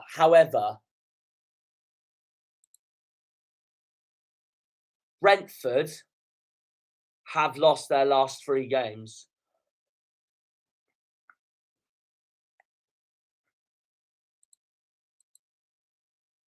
I'm going to say, because it's cruel as well, I'm going to say a 2-2 draw between Brentford and Norwich. I actually think Norwich are going to get a point, but it wouldn't surprise me if Brentford win at all tomorrow against Norwich. Okay. Brighton against Newcastle. Now,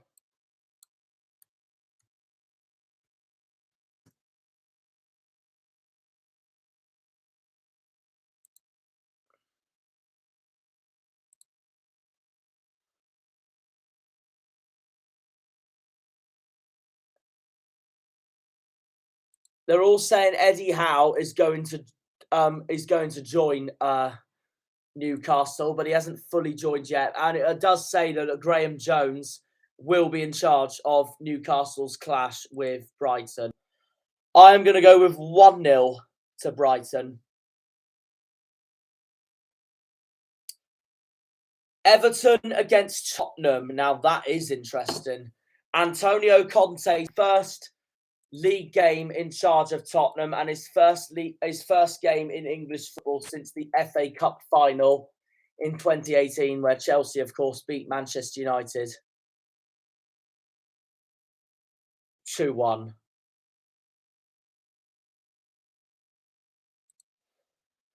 And the new Tottenham boss has said he's got a big challenge ahead to make Spurs successful.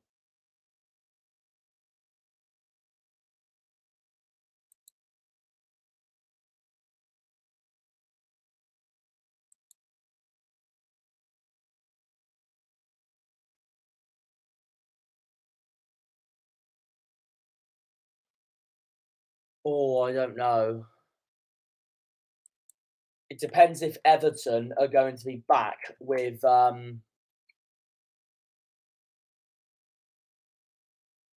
Luca Dean. They're saying Luca Dean's injured.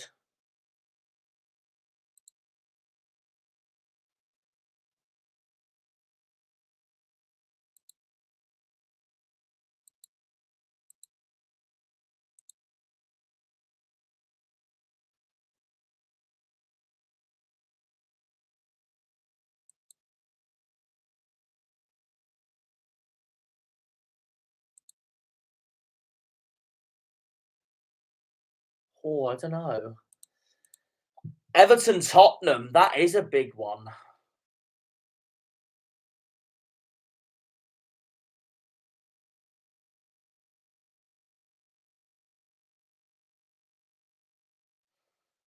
There's 4 games on Sunday. Everton Tottenham, Leeds Leicester, Arsenal Watford, and West Ham Liverpool.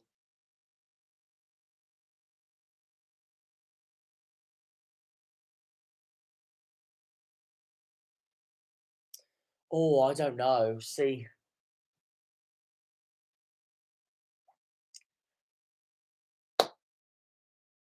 I think it's going to be a bold prediction, but I'm going to go for it. I think Conte is going to kick on from Sunday, and I think Tottenham are going to fight back.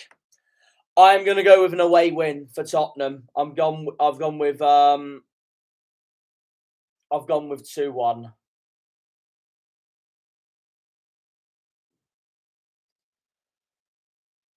2-1 Tottenham away win. Leeds against Leicester.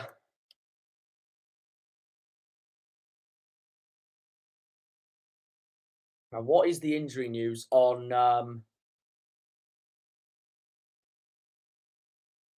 Bamford?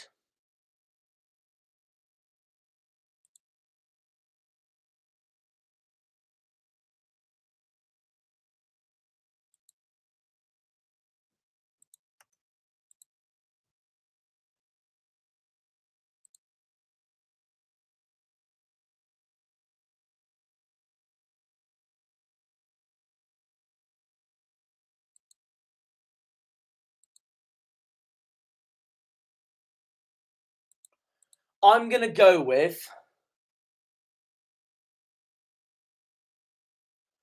I'm going to say an away win for Leicester.